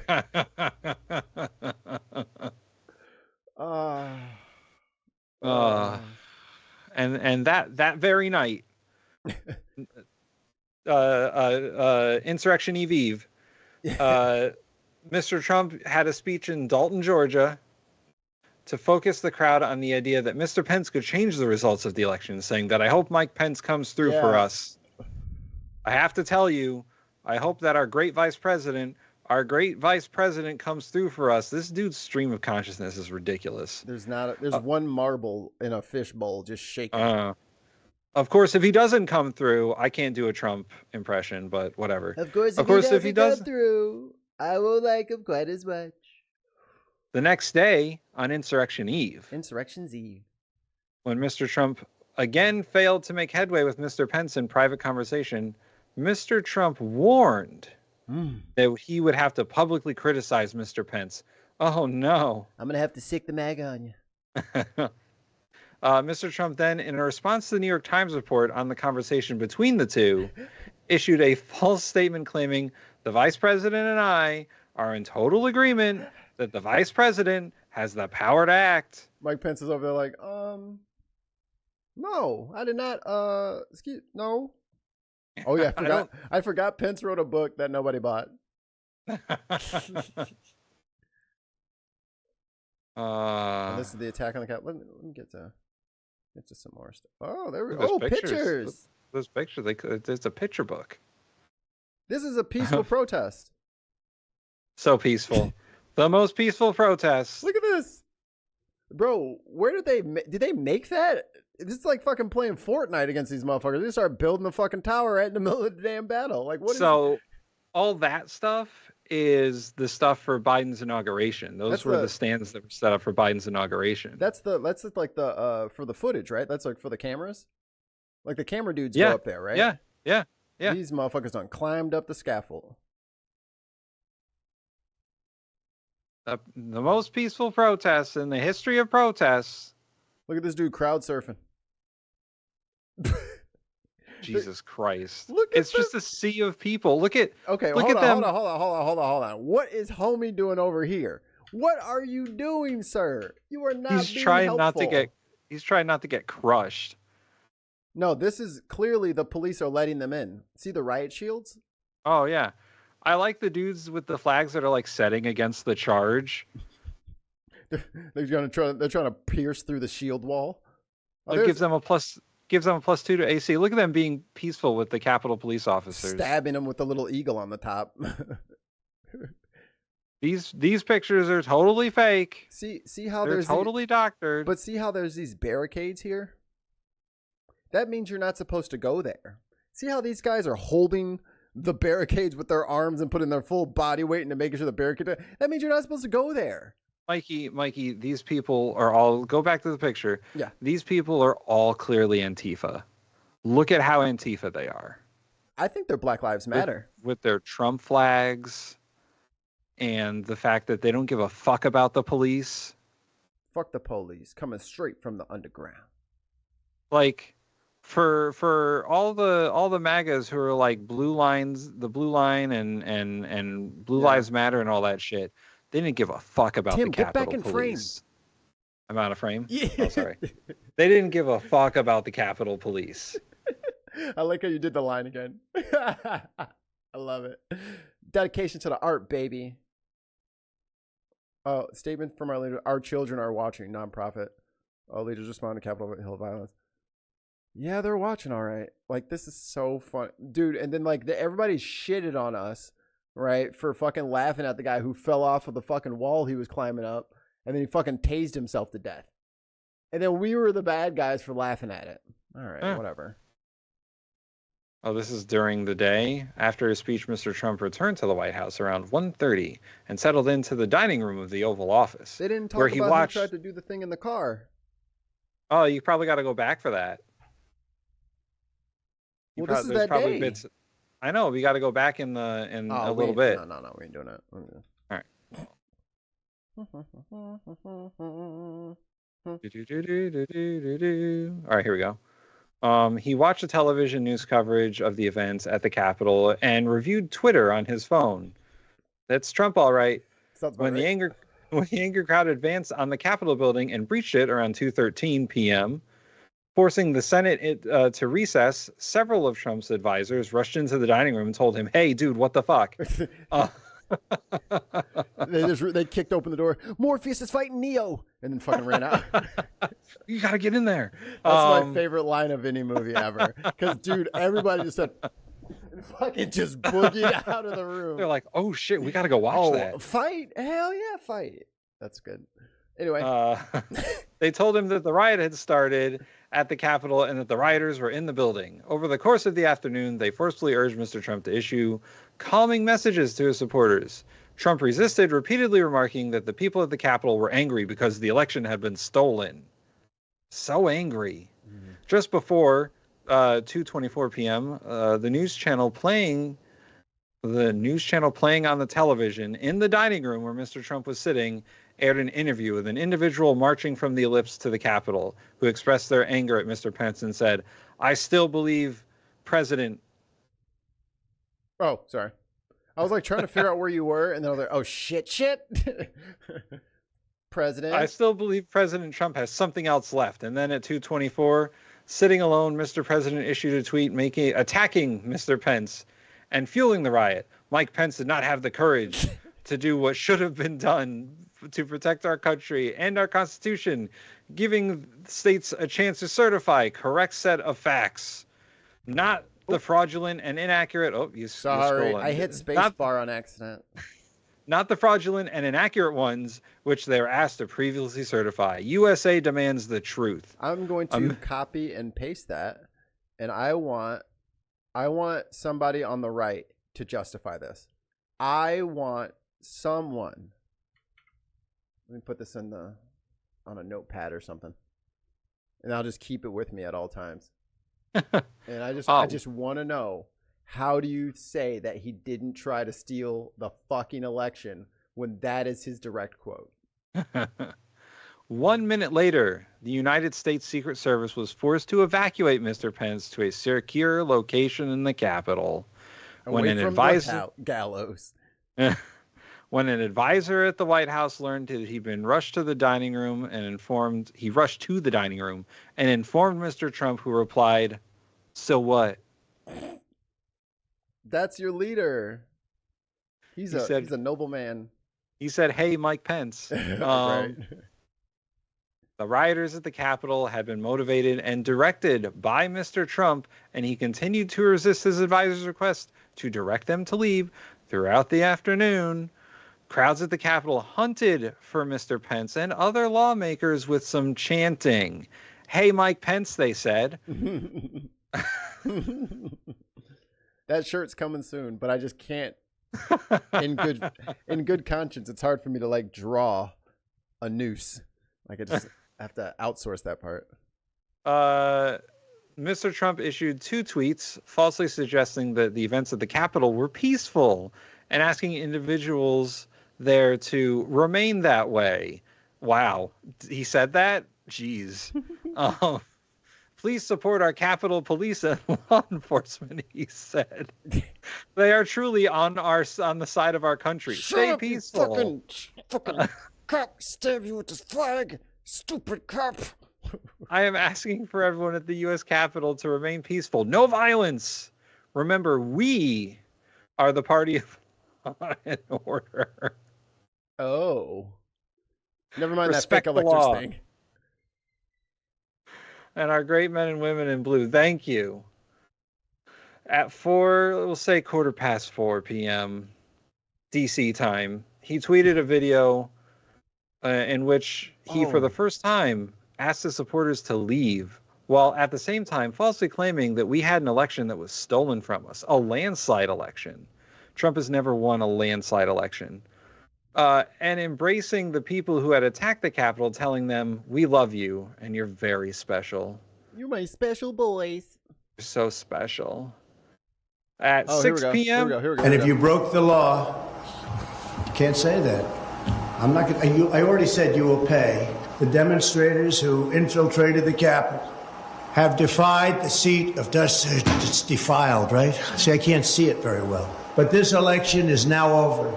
Congress has certified the results. I don't want to say the election's over. I just want to say Congress has certified the results without saying the election's over, okay? I would like to begin by addressing the heinous attack yesterday. Yesterday is a hard word for me. My only goal was to ensure the integrity of the vote. My only goal was to ensure the integrity of the vote. And if you broke the... He's so old he can't speak right. Everyone wants to make fun of Joe Biden for not being able to speak right, but Donald Trump can't fucking speak right. He can't be good on it. He can't be good on a fucking teleprompter. Come on, guys. Dude, this is not even like live. Like they recorded it first. Like I know. And it's not like there's film or anything. There's no pressure. Just do it again. God, 4 more years of that fucking nonsense. All right. At the same time as he issued his 6 o'clock tweet, Mr. Trump tried to reach out to 2 United States senators, and he also directed Rudy Giuliani I like using their real names, Rudy Giuliani, to call members of Congress and help them to enlist them to further delay the certification. Can I? When Mr. Trump, wait. You know Adobe. Can I search all the times that it says co-conspirator number 1 and then have it switch it to Giuliani? I don't know. Maybe you could find and replace. If you're in the chat and you know better than us, please. Is that a thing I can do? Because I'd like to switch all the co-conspirators' names with their names. I would like to do that because I think it's possible if you can edit the PDF. Because if I control and find and replace, it's theoretically possible. I don't know if you can actually do it. We'll let you guys know. When Mr. Trump's White House counsel called him around 7 p.m. and asked him what the fuck to withdraw any objections to the certification, Mr. Trump refused. Hell no, dog. Nonetheless, the certification... We do not care. Nonetheless, the certification resumed late in the evening of January 6th, and at 3:41 a.m. on January 7th, Mr. Pence, still alive, announced the certification results unhanged of 2020, a presidential election in favor of Joseph Robineggs Biden the Fifth. As he did in his 4 p.m. and 6 p.m. tweets on January 6th, Mr. Trump has provided additional evidence of his intent on continuing to support and ally himself with the people who attacked the Capitol. He also called them patriots and hostages, reminiscing about January 6th as a beautiful day, a perfect day, and championed the January 6th choir, which is a real thing. What? A group of look it up. A group of January 6th defendants who, because of their dangerousness, were detained in the D.C. jail. They're a real thing. They sang a song. Trump played it at a rally. Let's hear it. They were a real choir. Let's hear it. Oh my God. Oh, ad. Come on with your ads, dude. We don't have any money, AP. Well, while Mikey is doing this, like and subscribe to the channel, and give us money. Here, I guess. Here's my thing. Get us monetized, and we won't ask for money anymore. Because the most important thing is our new brand and our new pillar is this will be a completely organic human news source, right? And comment source. We will not use AI for anything. And if I find any, I will delete it and destroy the person who made it. This is human speak over here, baby. Let's hear the choir in Waco, Texas. Ooh, Waco, Texas. Wow. Justice for all. What? No, we want to hear them. Yeah.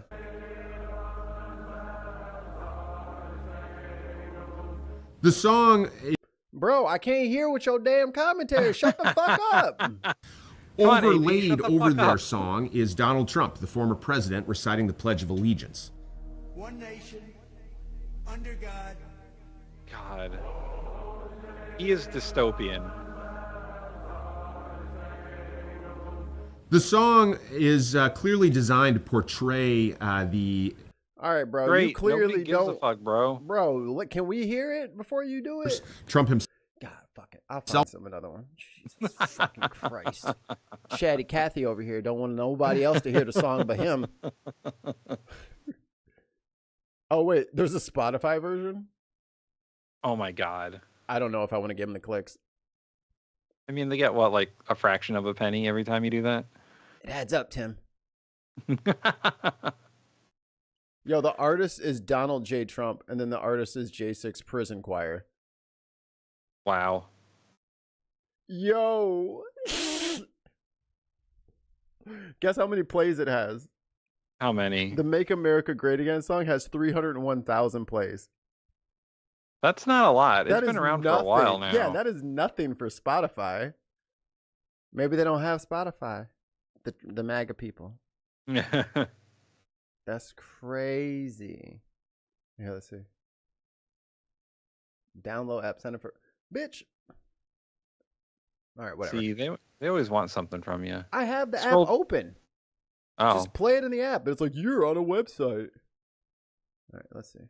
Can I move this? Yeah. Y'all don't need to see what I be listening to. Some wild shit. Yo, my music selection is elite. Elite. January 6th choir. The first song that comes up is called Peggy. Wonder what that's all about. I knew you boys were up for a good time. Oh, the Justice for All song has 1.8 million. That's a little bit better considering it's fucking been out for 5 years. Yeah, right.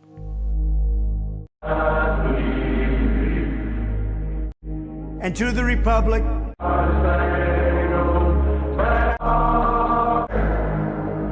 It's this boy. If y'all don't get your weak ass out of here, your little weak ass worship track, fucking keyboard ass mother. Oh, and y'all can't sing. I thought it was at least gonna be like musical. Anyway. Nah. What is there more? Yeah, scroll down. See, is there more to this? Did he commit more crimes while he was? Oh no, that was it. That's the law. It's all the laws he broke. We'll go back to the top. The top, or to the law? Yeah, the part? top of the law part. Okay. Conspiracy to defraud.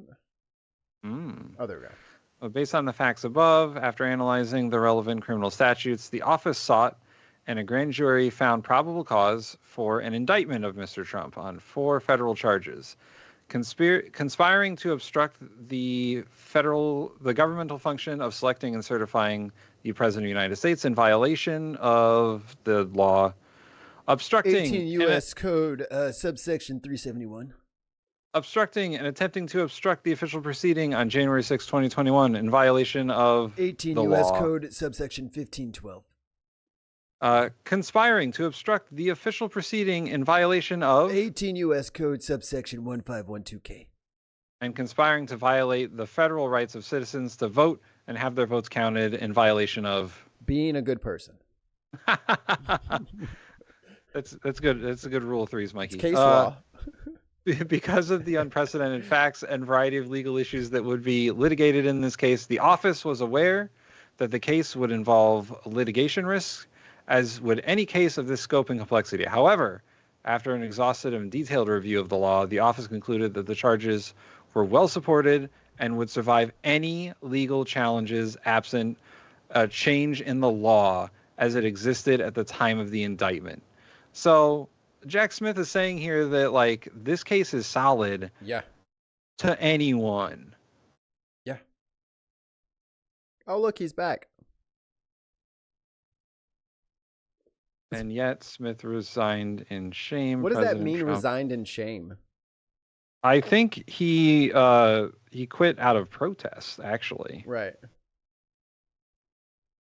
So he knew that Trump was going to fire him. So Blackstaff, here, I'll put the link in there. You can have the document yourself. You show me, or here. Good. You're back. Where's my note? Where's my notepad? Notepad. Okay. This dude. Mike Pence didn't have the courage to do what should have been done to protect our country and our Constitution, giving states a chance to certify a corrected set of facts, not the fraudulent or inaccurate ones which they were asked to previously certify. USA demands the truth. Do you think that that's true, Blackstaff? Do you agree with that? Oh, this looks cooler. Yeah, that's better. Because it was taking up a lot of space. Is that your shit? And the entire reason this report was released was because Jack Smith didn't want it to be like lost to the ages, right, or just like deleted. Yeah, they'll snuff it out. They'll Facebook that shit when a new company comes out. Trump did these things, and I read the very end of the report, and it's all about how the presidential immunity thing kind of fucks up the case because the Supreme Court's just going to side with Trump no matter what. Right. But, aside from the Supreme Court saying the president can commit whatever crimes he wants, Trump he did those things. He clearly did those things. He doesn't even deny it. Yeah. Like, that's the other part. Like, he doesn't deny any of this shit, except for the part where, like, I never heard of Heritage Foundation. I've never heard of Project 2025. Oh, Blackstaff, what are you going to do when he takes your porn away, dude? Oh yeah, when MAGA Mike when they passes a law. When they ban abortion, they're gonna ban pornography too. It's baked into it. You should really read the Comstock Act all the way through. It's any materials that would help in an abortion and any pornographic materials and like 2 other things. It's real short. I mean, maybe you can be MAGA Mike's accountability buddy. Yes, that'll help him. Everyone's going to be forced to have that app. I'm in Texas. They already hurt the porn watching. See, you want this? You want that? You want that federally? You're voting for that? You voted for that federally? That's crazy. Well, he's suffering, so he wants the rest of us to suffer. Ah, yeah. Here's the best part. Wait till the VPNs start getting like $200 a month. Because they know. What are you gonna do? What are you gonna need a VPN? What are you gonna do? Take a shower and meet a girl at a bar? Hell no! You're gonna fucking pay that $200. Well, they also overturned. What was it? It was a thing that allowed. It was a thing that didn't allow companies to throttle your internet. Oh, net neutrality. They overturned net neutrality recently too. The Supreme Court did. Oof. Which is bipartisan. Like, dude, do not start fucking with the internet, or do not allow companies to start fucking with the internet, because you will have two kilobytes download and half a kilobyte upload until you pay $1 million a month. And I get it. The internet's the internet. There's always a way to find porn. But the government is going to start restricting your ability to get on the internet. Sounds like freedom to me. Sounds like freedom to me. All that you can't go on TikTok stuff, banning TikTok unless it's in U.S. government control. Prepare for more of that shit. You know why I think that? I have a theory. I said it on Politics Social. Let me put it. They are at Politics Social UK. Yeah. Copy and paste that into your search thing and go follow those guys. Great stuff over there. And we were talking about this yesterday. It's not going to... Ow, shit. That hurt. I'm having issues here. Sorry. I'm struggling over here. But we were talking the other day, and we talked about the fire. We talked about all this other stuff. But it's not lost on many of us that this isn't going to go the way that we think it's going to go. Like, it isn't going to go the way that they think it's going to go.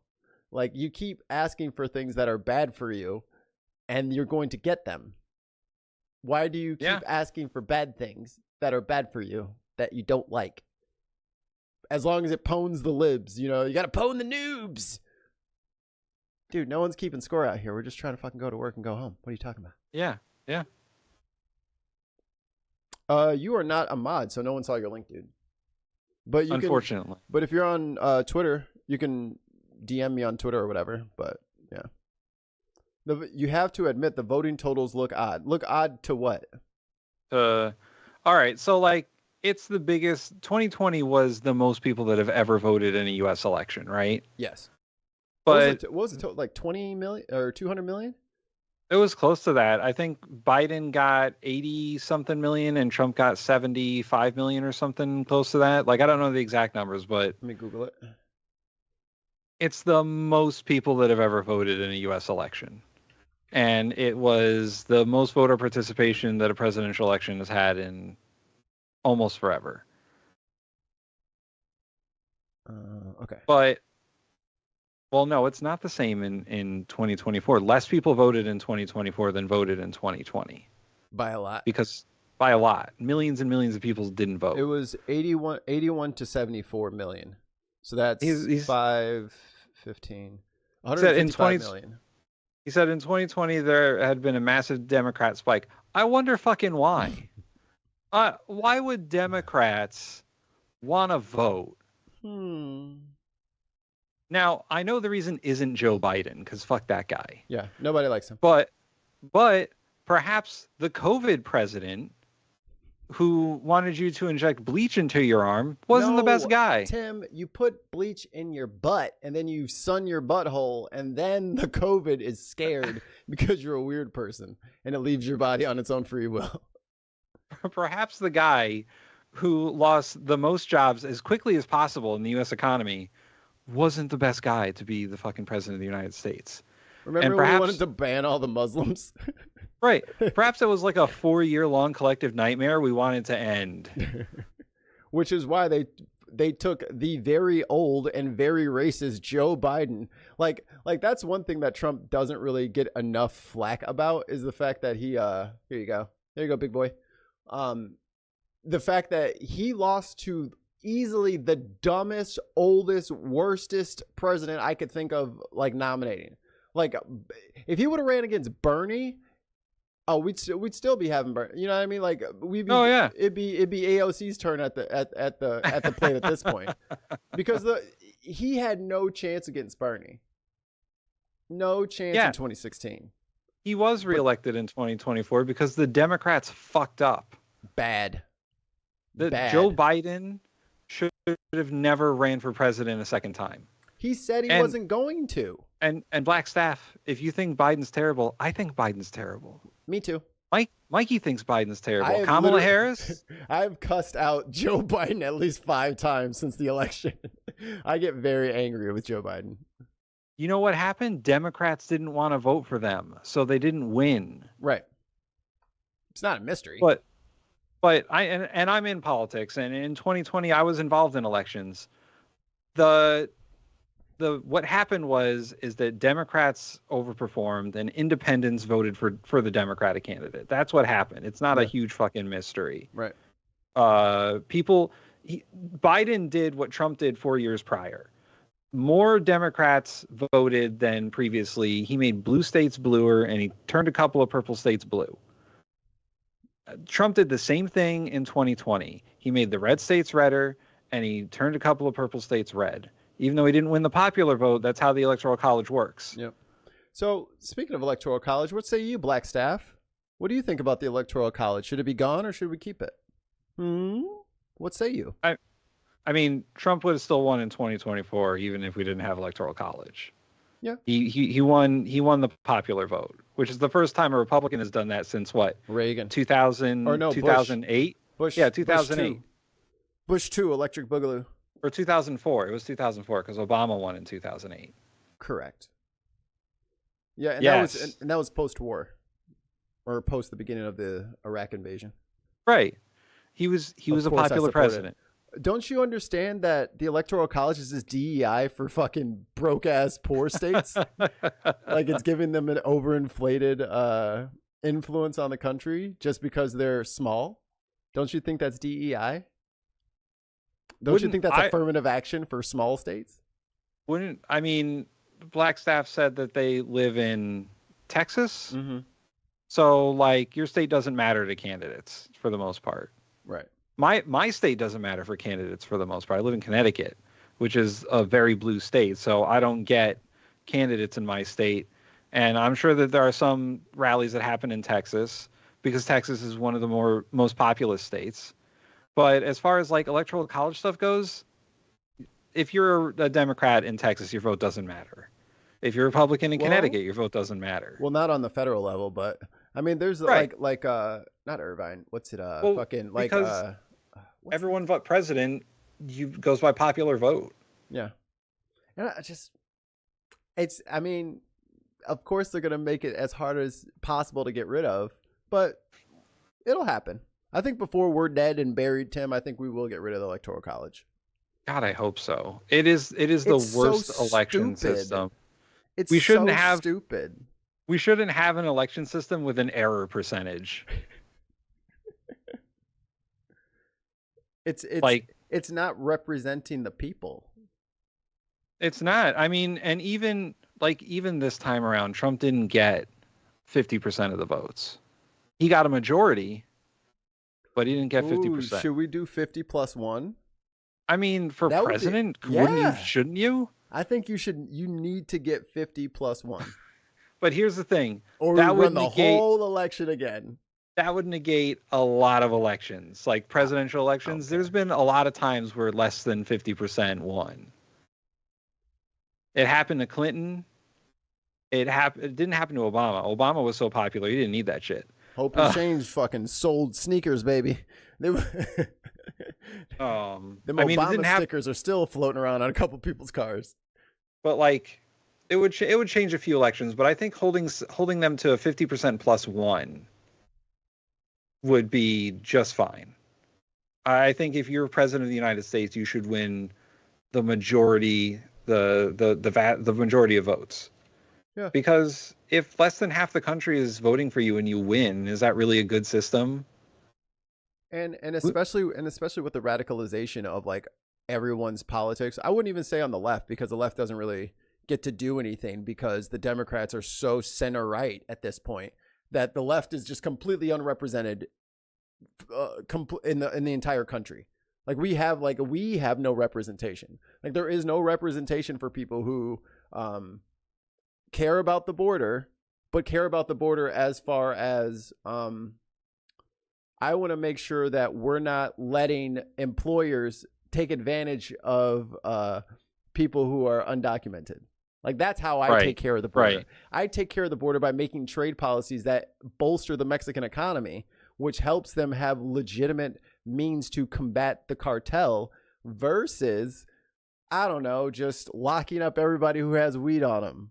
Like you guys make it worse by making it worse.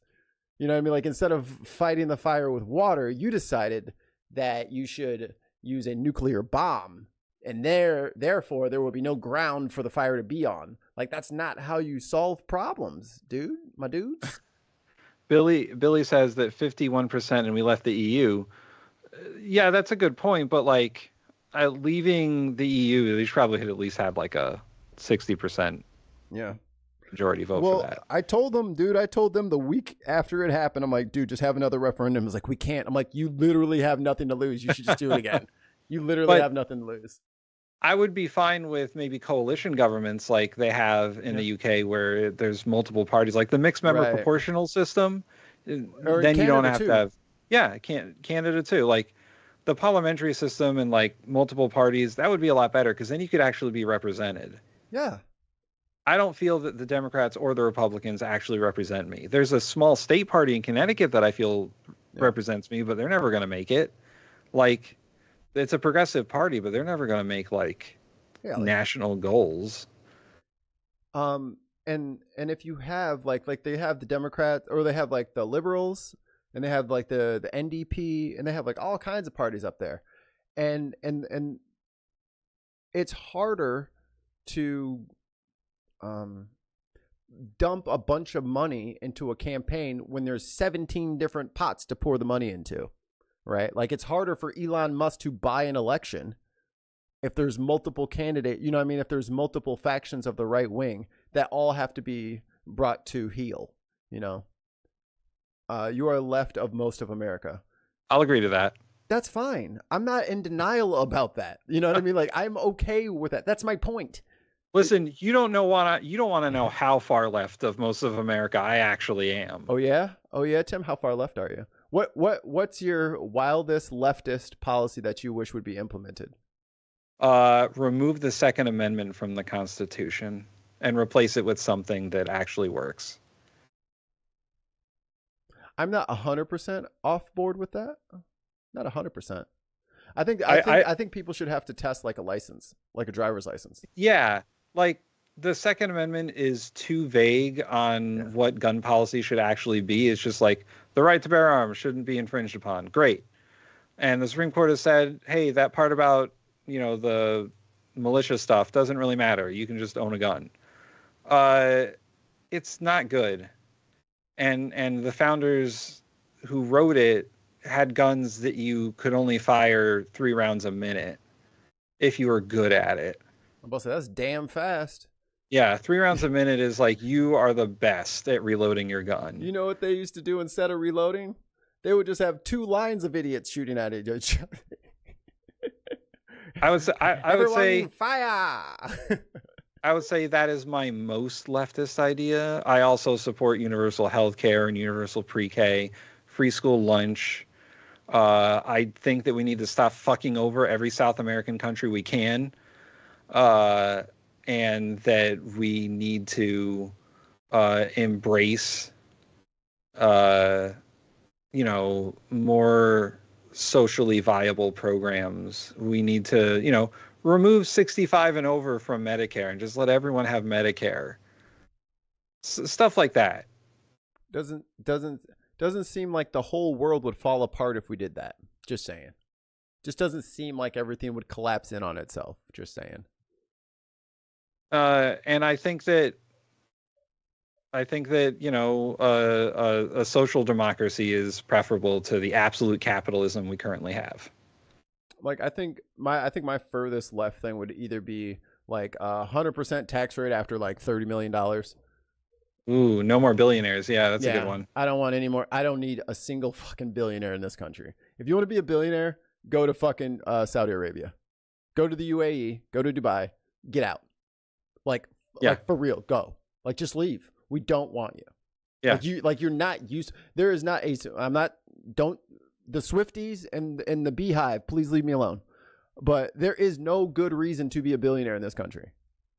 You can't win the lottery so many times that you become a billionaire. Like, it's just not how it works. It's unnecessary. And look what happened. The world's richest man is co-president now.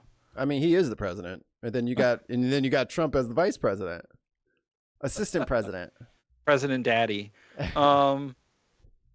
I would also say they're talking about like the NHS, and they're like, yeah, we need to have something like that. Yeah, dude. Because that's the thing is, like, while we're like the super radical crazy people, y'all are standing for the healthcare companies that are just literally murdering you guys for cash. And that's fine, I guess. Like, are you so indoctrinated in this right-wing thinking that you don't think you deserve to be well when you pay all this tax money and you can't even go to the doctor?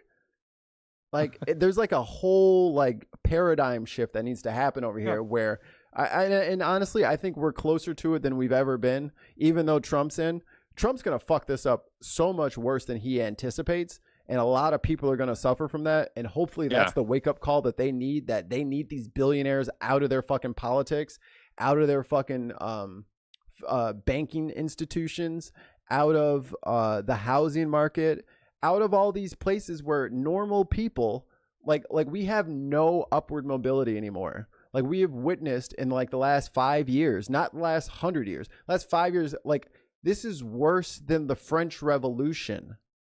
The levels of income disparity are the worst in history. Like, 12 people made $3 trillion last year in America. 12 people made $3 trillion. 3 people have more wealth than the bottom 50% of people. But Mikey, they're job creators. How the fuck is that sustainable, bro? It's not. How? Even if Elon didn't spend a dime, he'd fucking end up owning fucking everything because he would devalue our money with his fucking bank accounts. He makes our money useless. You can't have 10 people with infinite money glitch running around. Go away. You're making it too hard over here. We can't pay you. Go away. No one needs that much money. I will say that I do agree with Blackstaff on money needs to come out of politics. Yeah. It should be federally funded. Yeah. Or, like, just put the caps back. Forget all the Citizens United stuff. Yeah. It was a bad idea. If people can spend their own money on elections, fine. Corporations can't, and put a limit on how much people can spend. Get rid of Citizens United and everything after it. And I mean, I'm using some of them in the other room for my hydroponic setup to block some of the cold air. But dude, stop fucking mailing my house shit. Get a fucking YouTube channel. Do some live streams, get a StreamYard account, and just fucking talk to the people. You don't have to do all this shit anymore. You don't have to keep mailing me shit. You don't have to keep having these rallies. Just fucking go on Twitch and fucking play some fucking Crazy Taxi. I love that Tim Walz is fucking playing Crazy Taxi with AOC. I'm like, yeah, there you go. Just use the fucking internet. It's there already. It's already there. So as someone who's studied campaign finance, the most wasteful thing you can do is send a mailer. Oh, Nobody reads them. I think everyone in America will agree. I don't know if other countries get this kind of shit, but I wonder. The most time you spend with a mailer is the time from when you pick it up out of your mailbox and put it into the garbage. And they spend millions and millions of dollars going to this shit. And also, not to be like, a tree hugger, but why the fuck are we printing this shit out on paper? Bro, LA is just burnt the fuck down. like mad countries are flooded. Like Spain just had like the most torrential mudslide you'd ever seen. It looked like toy cars on like a diorama. There was like 80 cars in an intersection stacked on top of each other. Man, let's just keep printing out mailers. Let's do, and all you AI loving fucks, just remember all the electricity that it takes to keep all that shit cold so that it doesn't just turn itself into a brick. That's power. That's electricity. That's energy. For what? You don't want to think? Then turn your computer off. The cost benefit analysis on mailers is very bad, and I don't know why campaigns still do them. We don't care. And actually, the people who send us the most is usually the person we vote against. Yeah. When I was a I was a candidate for office 4 times. I think I sent 2 mailers in those 4 times I was a candidate for office. And only because like I had to reach certain people that were kind of unreachable otherwise. But the people who are sending like 3-4 mailers in a campaign, it's just you're burning through money for no reason. I'm talking about every 2 or 3 days, it was from the same candidate. Yeah. To the same house. It's like, dude, I didn't even get the last one you got because it was the weekend and I forgot to get the mail. So here I am Monday and there's 3 of them in here from you. Like, what the fuck? Like, dude, I know who you are, brother. I see it. I saw it. While we're at it, stop this endless campaign nonsense. Yeah, dude, I don't want to fucking hear 2-year campaigns, dude. I don't want to hear about president running for president until what? 9 months before max. Maybe. I'm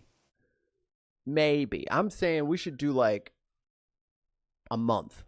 There is literally Election no reason. month. Yeah. There is literally no reason the primaries can't all be held on the same day. Why can't we do like October, you run, November 5th, you vote? Yeah. 30 days is plenty. Literally no reason. And then they can block out their schedule. You know what I mean? It'll be prearranged ahead of time so they can just be like, oh, okay. So I got debates on Fridays in October. Like, you know what I'm saying? Like every Friday night, put it on primetime TV. Do debates. Like that's what there needs to be more debates and less fucking commercials. Like I'm so sick of commercials and ads and let me convince you. Don't convince me of nothing, motherfucker. Just talk. I know how to think for myself. Just talk and I'll be the judge. I would My give child them is screaming. I would give them August, September, and October. 3 months. August is my month. No. That is my August. I would give them 3 months. The first month is primaries, and then the other 2 months is the general election.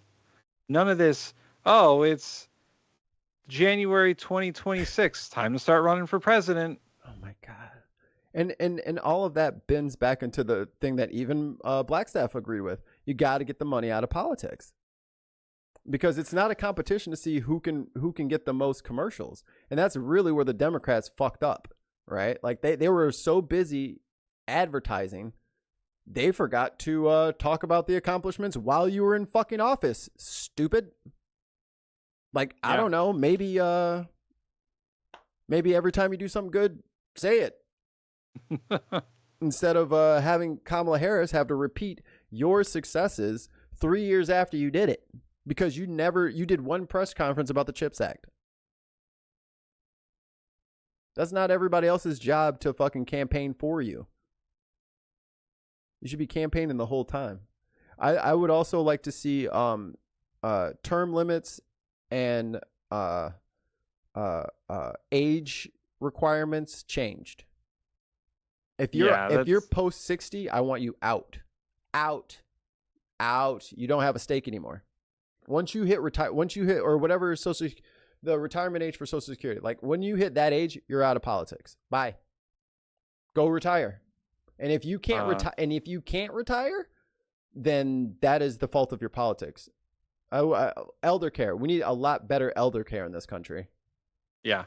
Because they shouldn't be. I mean, the millennial generation shouldn't be competing with baby boomers for jobs. We need all of these spaces vacant so that we can take our rightful place as the new leaders of the country. But we can't because there's like 17 dinosaur carcasses in the way that keep showing up every day. fucking Nancy Pelosi and Mitch McConnell won't leave. I think they're both done now, right? I think so, but they're still like they're. I think so, but like they were in there way too long. Like, dude, you have no idea what the kid, like, what's his face from March for Our Lives? David Hogg? David Hogg, yeah. Kid's phenomenal. Kid's a fucking phenom.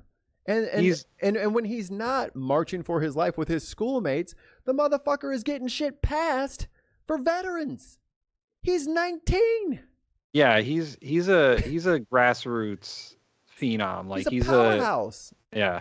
And then he went to go for the VP of the DNC, and they're like shitting on him. I'm like, this is the problem. This is exactly the problem. You literally have a once in a generation talent, and you're gonna smudge it away because, well, I know AOC wants to sit up there, but I'm gonna put the guy up with throat cancer because he's been waiting the longest. Like, yeah. What are you talking about? What are we doing? Well, Mikey, it's called marginalizing the progressives. No, that's DEI, right? That's the left is so full of DEI that they just keep all their crusty old white people up there and won't let anybody of color or anybody young into it. That's the funniest shit. There's way too much DEI in the Democratic Party. Way too much. They can't even get in. No, nobody. Certainly not the young Latina woman. Certainly not her. Who literally like bartended, you know what I mean? Like a normal ass service industry job. Well, and she's the only one asking good questions. She's the only one saying, if you voted for Trump and voted for me, I want to know why. I'm not going to, and then she immediately, I'm not going to put your details out there. I'm not going to blast you. Like I'm genuinely curious. And suddenly she got all these responses by going on Instagram and asking a question. Yeah. Strange. Like, that is straight up a question that a political scientist would ask. Yeah. Saying, you voted for Donald Trump for president and you voted for one of the more progressive Democrats. Yeah. The squad member. A squad member? Why? What is your thinking behind this? What, because these two people are polar opposites. Right.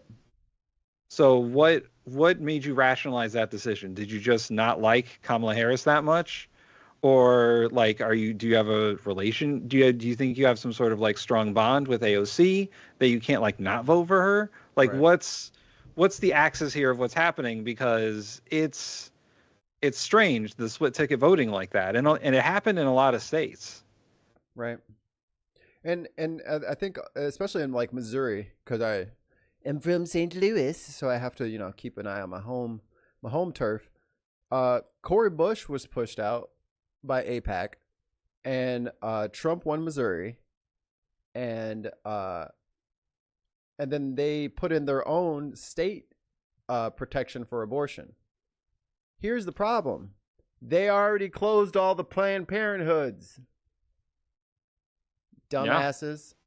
Yeah. You know what I mean? Like Republican women literally voted against their own best interest. So and I won't belabor this, but abortion is a medical procedure that is important for a lot of different reasons. This whole, it's out of convenience. 50% of the women who get abortions already have kids. So it's not this convenience thing and then in this life of I just want to make money and I don't really want to do. That's fine that you guys want to say stuff like that. That's fine. And 3% of what Planned Parenthood takes care of is abortion treatments. The rest of it is like healthcare. When there is a problem during the pregnancy, and I, with my wife, got asked the question, is it the baby or your wife that you want us to prioritize? Sometimes you have to save your wife, right? So if you want to take that away so that if me and my wife get pregnant again and something goes bad during the delivery, you want me to just say, sorry, baby, you got to just ride this out?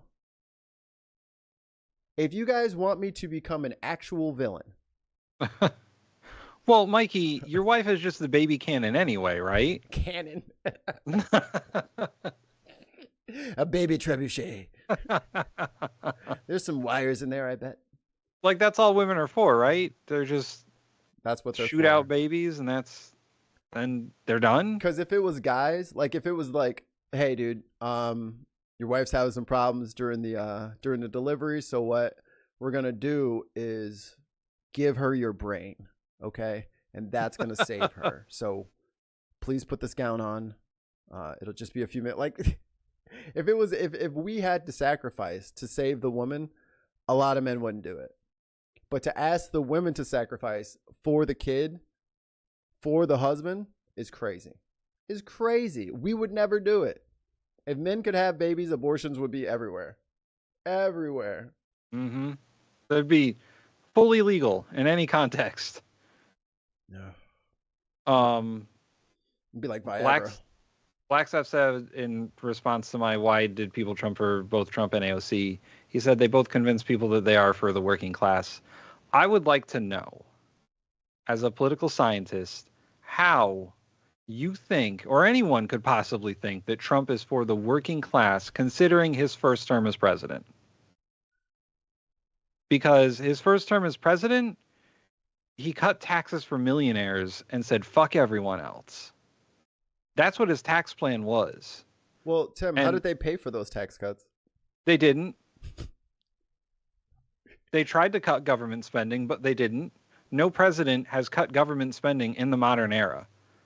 Government only expands. That's what bureaucracy does. So instead of partnering with the billionaires, it's almost like we could tax the billionaires to fund all of the shit that all of us citizens deserve as the greatest country on earth and da-da-da-da-da. We can't even go to the doctor for free. We can't go to school for free. We can't even get on public transit. Half of America doesn't even have it. Trump nearly doubled the national debt in 4 years. No, we're going to work on that debt. We're going to get the debt down. The debt's way too high. We got to get the debt down. Then why did you spend so much fucking money, bro? And only when the country was in crisis because of a pandemic that he didn't believe in did he sign a bill giving people money because they were all going to lose their homes. Well, Marjorie Taylor Greene needed that money. Oh, yeah. The PPP loans are the biggest scam. Yes, dude. I think that they could have possibly done. Harris seemed to speak more for the middle class. This is from one angry pagan, at least from what I saw from this side of the pond. It was like too little too late, though. You know what I mean? Like, I think they really should have led with the price gouging shit, because that is literally a problem. And it's not ever reported on because everybody in the fucking news, mainstream news orbit are rich. They're all rich. So this doesn't affect them. They're not coming to the table like, yo, we got to bring this up. We got to talk about this. Like groceries were like $60 a week more for same food, no reason. No reason. This is what it costs now. And they got away with it for a while. They got away with it for at least like a year and a half of just inflating shit for no fucking reason. Making the packages smaller for no fucking reason. They just did it. And then nobody stopped them. Yeah.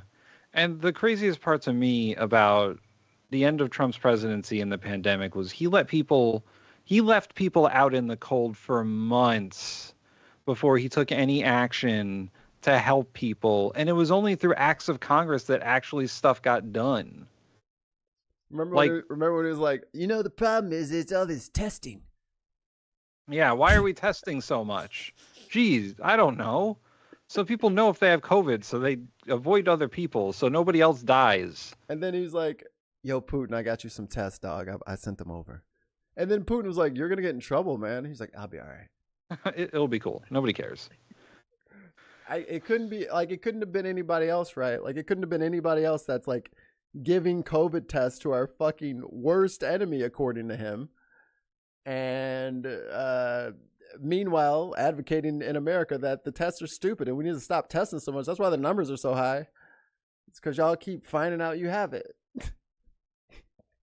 Boy. But this is what we have to look forward to. We got 5 days left of America. 5 days left. Mikey, we're coming up on the top of the hour. I think I gotta go. Yeah, I need to go take care of some things. My body is in pain. Yeah. So Any final thoughts on either Pete Hegseth or this report by special counsel?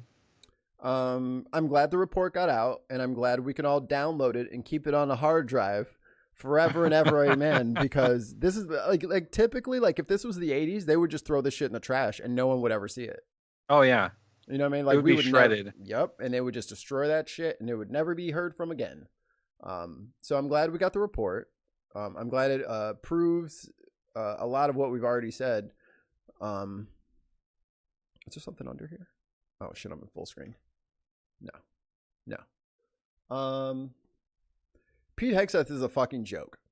And I think the most important question was actually from the newest fucking senator. If Trump asks you to do something illegal, are you going to rebut him? And he refused to fucking answer. So I don't care if you are a staunch conservative or a blue-haired woke LGBTQ plus AI trans black illegal immigrant. I don't care if you fit all the categories or none of the categories. That is a fucking problem.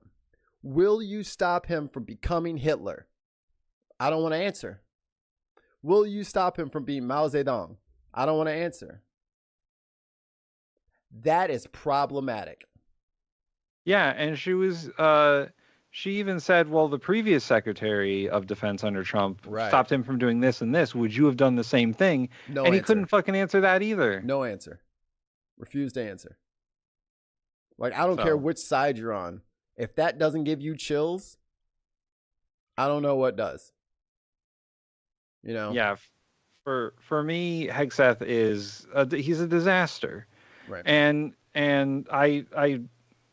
I do stand up, and in my stand up I talked about we got to stop making fun of Trump because then he won't do these things out of spite. Right. Because like Trump said Pete Hegseth, everyone laughed at him. Because he's the Fox News guy. Yeah. And then we were like, oh, that's kind of dumb. You're dumb. Stop being so dumb. And he's like, no, this is fucking happening whether you like it or not now. It's like, dude, that's a bad idea. Like he's not an overt criminal like fucking Matt Gaetz is, but he's still kind of a fucking criminal. Poor Matt Gaetz. He just look, Matt Gaetz, he works hard and he likes to play hard. Bro, don't ever say you work hard and play hard when you're accused of fucking statutory rape. Okay, that's the wrong phrasing. That's the wrong time to just be like, yeah, man, sometimes I just like to cut loose and like get on Seeking Arrangement and get some teenagers over there. Like, what the fuck, brother? And the Batman senator who was like, he's a regular guy just like us. You couldn't be Secretary of Defense. How many push-ups can you do? That's the whole fucking point. Is he shouldn't be Secretary of Defense because he doesn't have the qualifications. He hasn't run more than 5 people in an organization, and you're like, here's the most expensive bureaucracy known to Earth. Yeah. And like, I don't like when people have all these not so much private entity like jobs and stuff like that, because if you work for the private sector, you work for the private sector, it's all good. But it means something, like, especially when it comes to like these big like pillar cabinet appointments, you know, I kind of like the person to kind of be part of the system that they're going to be in charge of. You know, like, did you ever work at the Pentagon? Like, do you know your way around? Like, do you like know them? Like why are you like, do you know anything about anything? Yeah, like it's okay if you're a civilian. Like they were talking about that too. Like you don't have to be a 4-star general to be Secretary of Defense. However, I'd prefer it.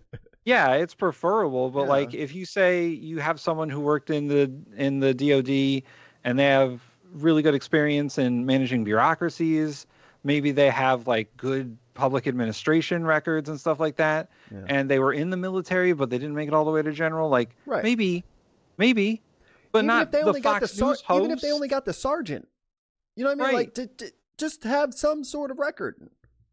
Not the Fox News host who flip-flopped on everything that he was asked. Hey, he didn't flip-flop on not allowing Trump to do whatever he wanted. About deploying active military. He was under oath. Yeah, to avoid that.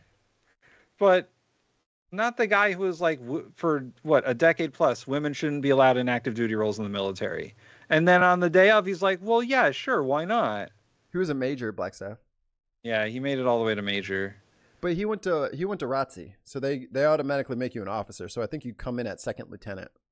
Right, and he went to officer school, and he that's he right did above make it second pretty lieutenant, far. second lieutenant, first lieutenant, captain. So he got promoted 3 times after ROTC. Yeah, but E4 he's not the guy. He's just not. He's mediocre at best. Yeah. There are a million people who would be better at Secretary of Defense than him. Tammy is. Yeah. And you know what the crazy thing is? Even if Trump hates Tammy Duckworth with the passion of 1,000 suns, she's going to do a good job because she's a military person. She, no matter where you take her or where you put her, the Army is her main goal. The Army and the vets is her main goal. That's who she cares about. This dude floats around fucking, selling companies and fucking chasing cattle around and putting out aerial firefighting and shit. Like, he's all over the map. She's had one focus. Currently, I believe Pete Hegseth's goal is to sell soap shaped like a grenade. So that's where he's at. Well, it's been fun, Tim. Yeah, this was good. And thank we you had all. we had a lot of good people in the chat. Yeah. And we all see we can argue with people and not didn't have to ban anybody or silence them. They can say whatever they want. Yeah. And good job, moderators, for not silencing anybody. That is not y'all's job here. That's my job. And we agree on certain things. See, we can all agree on some things. Yeah, let's just go have a beer together. I'm Cenk Uygur. All right, we don't agree that much. Fucking throne sniffer.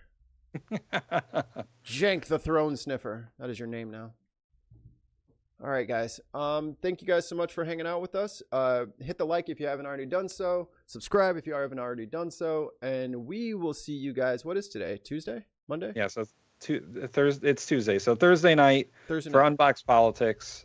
It's the political review show where we watch clips and we review political people and politically adjacent people. And it's fun. It's a lot more fun and jokey than this.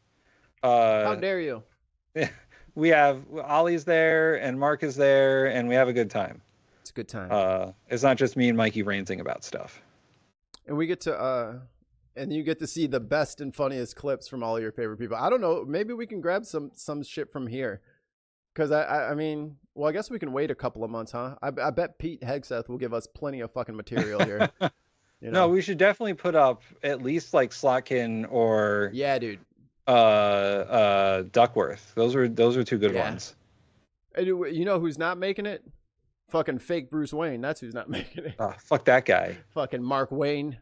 You suck, Mark Wayne. You suck. Somebody clip that and send it to him. All right. We're getting out of here. Thank you guys so much, and we'll see you later. Bye.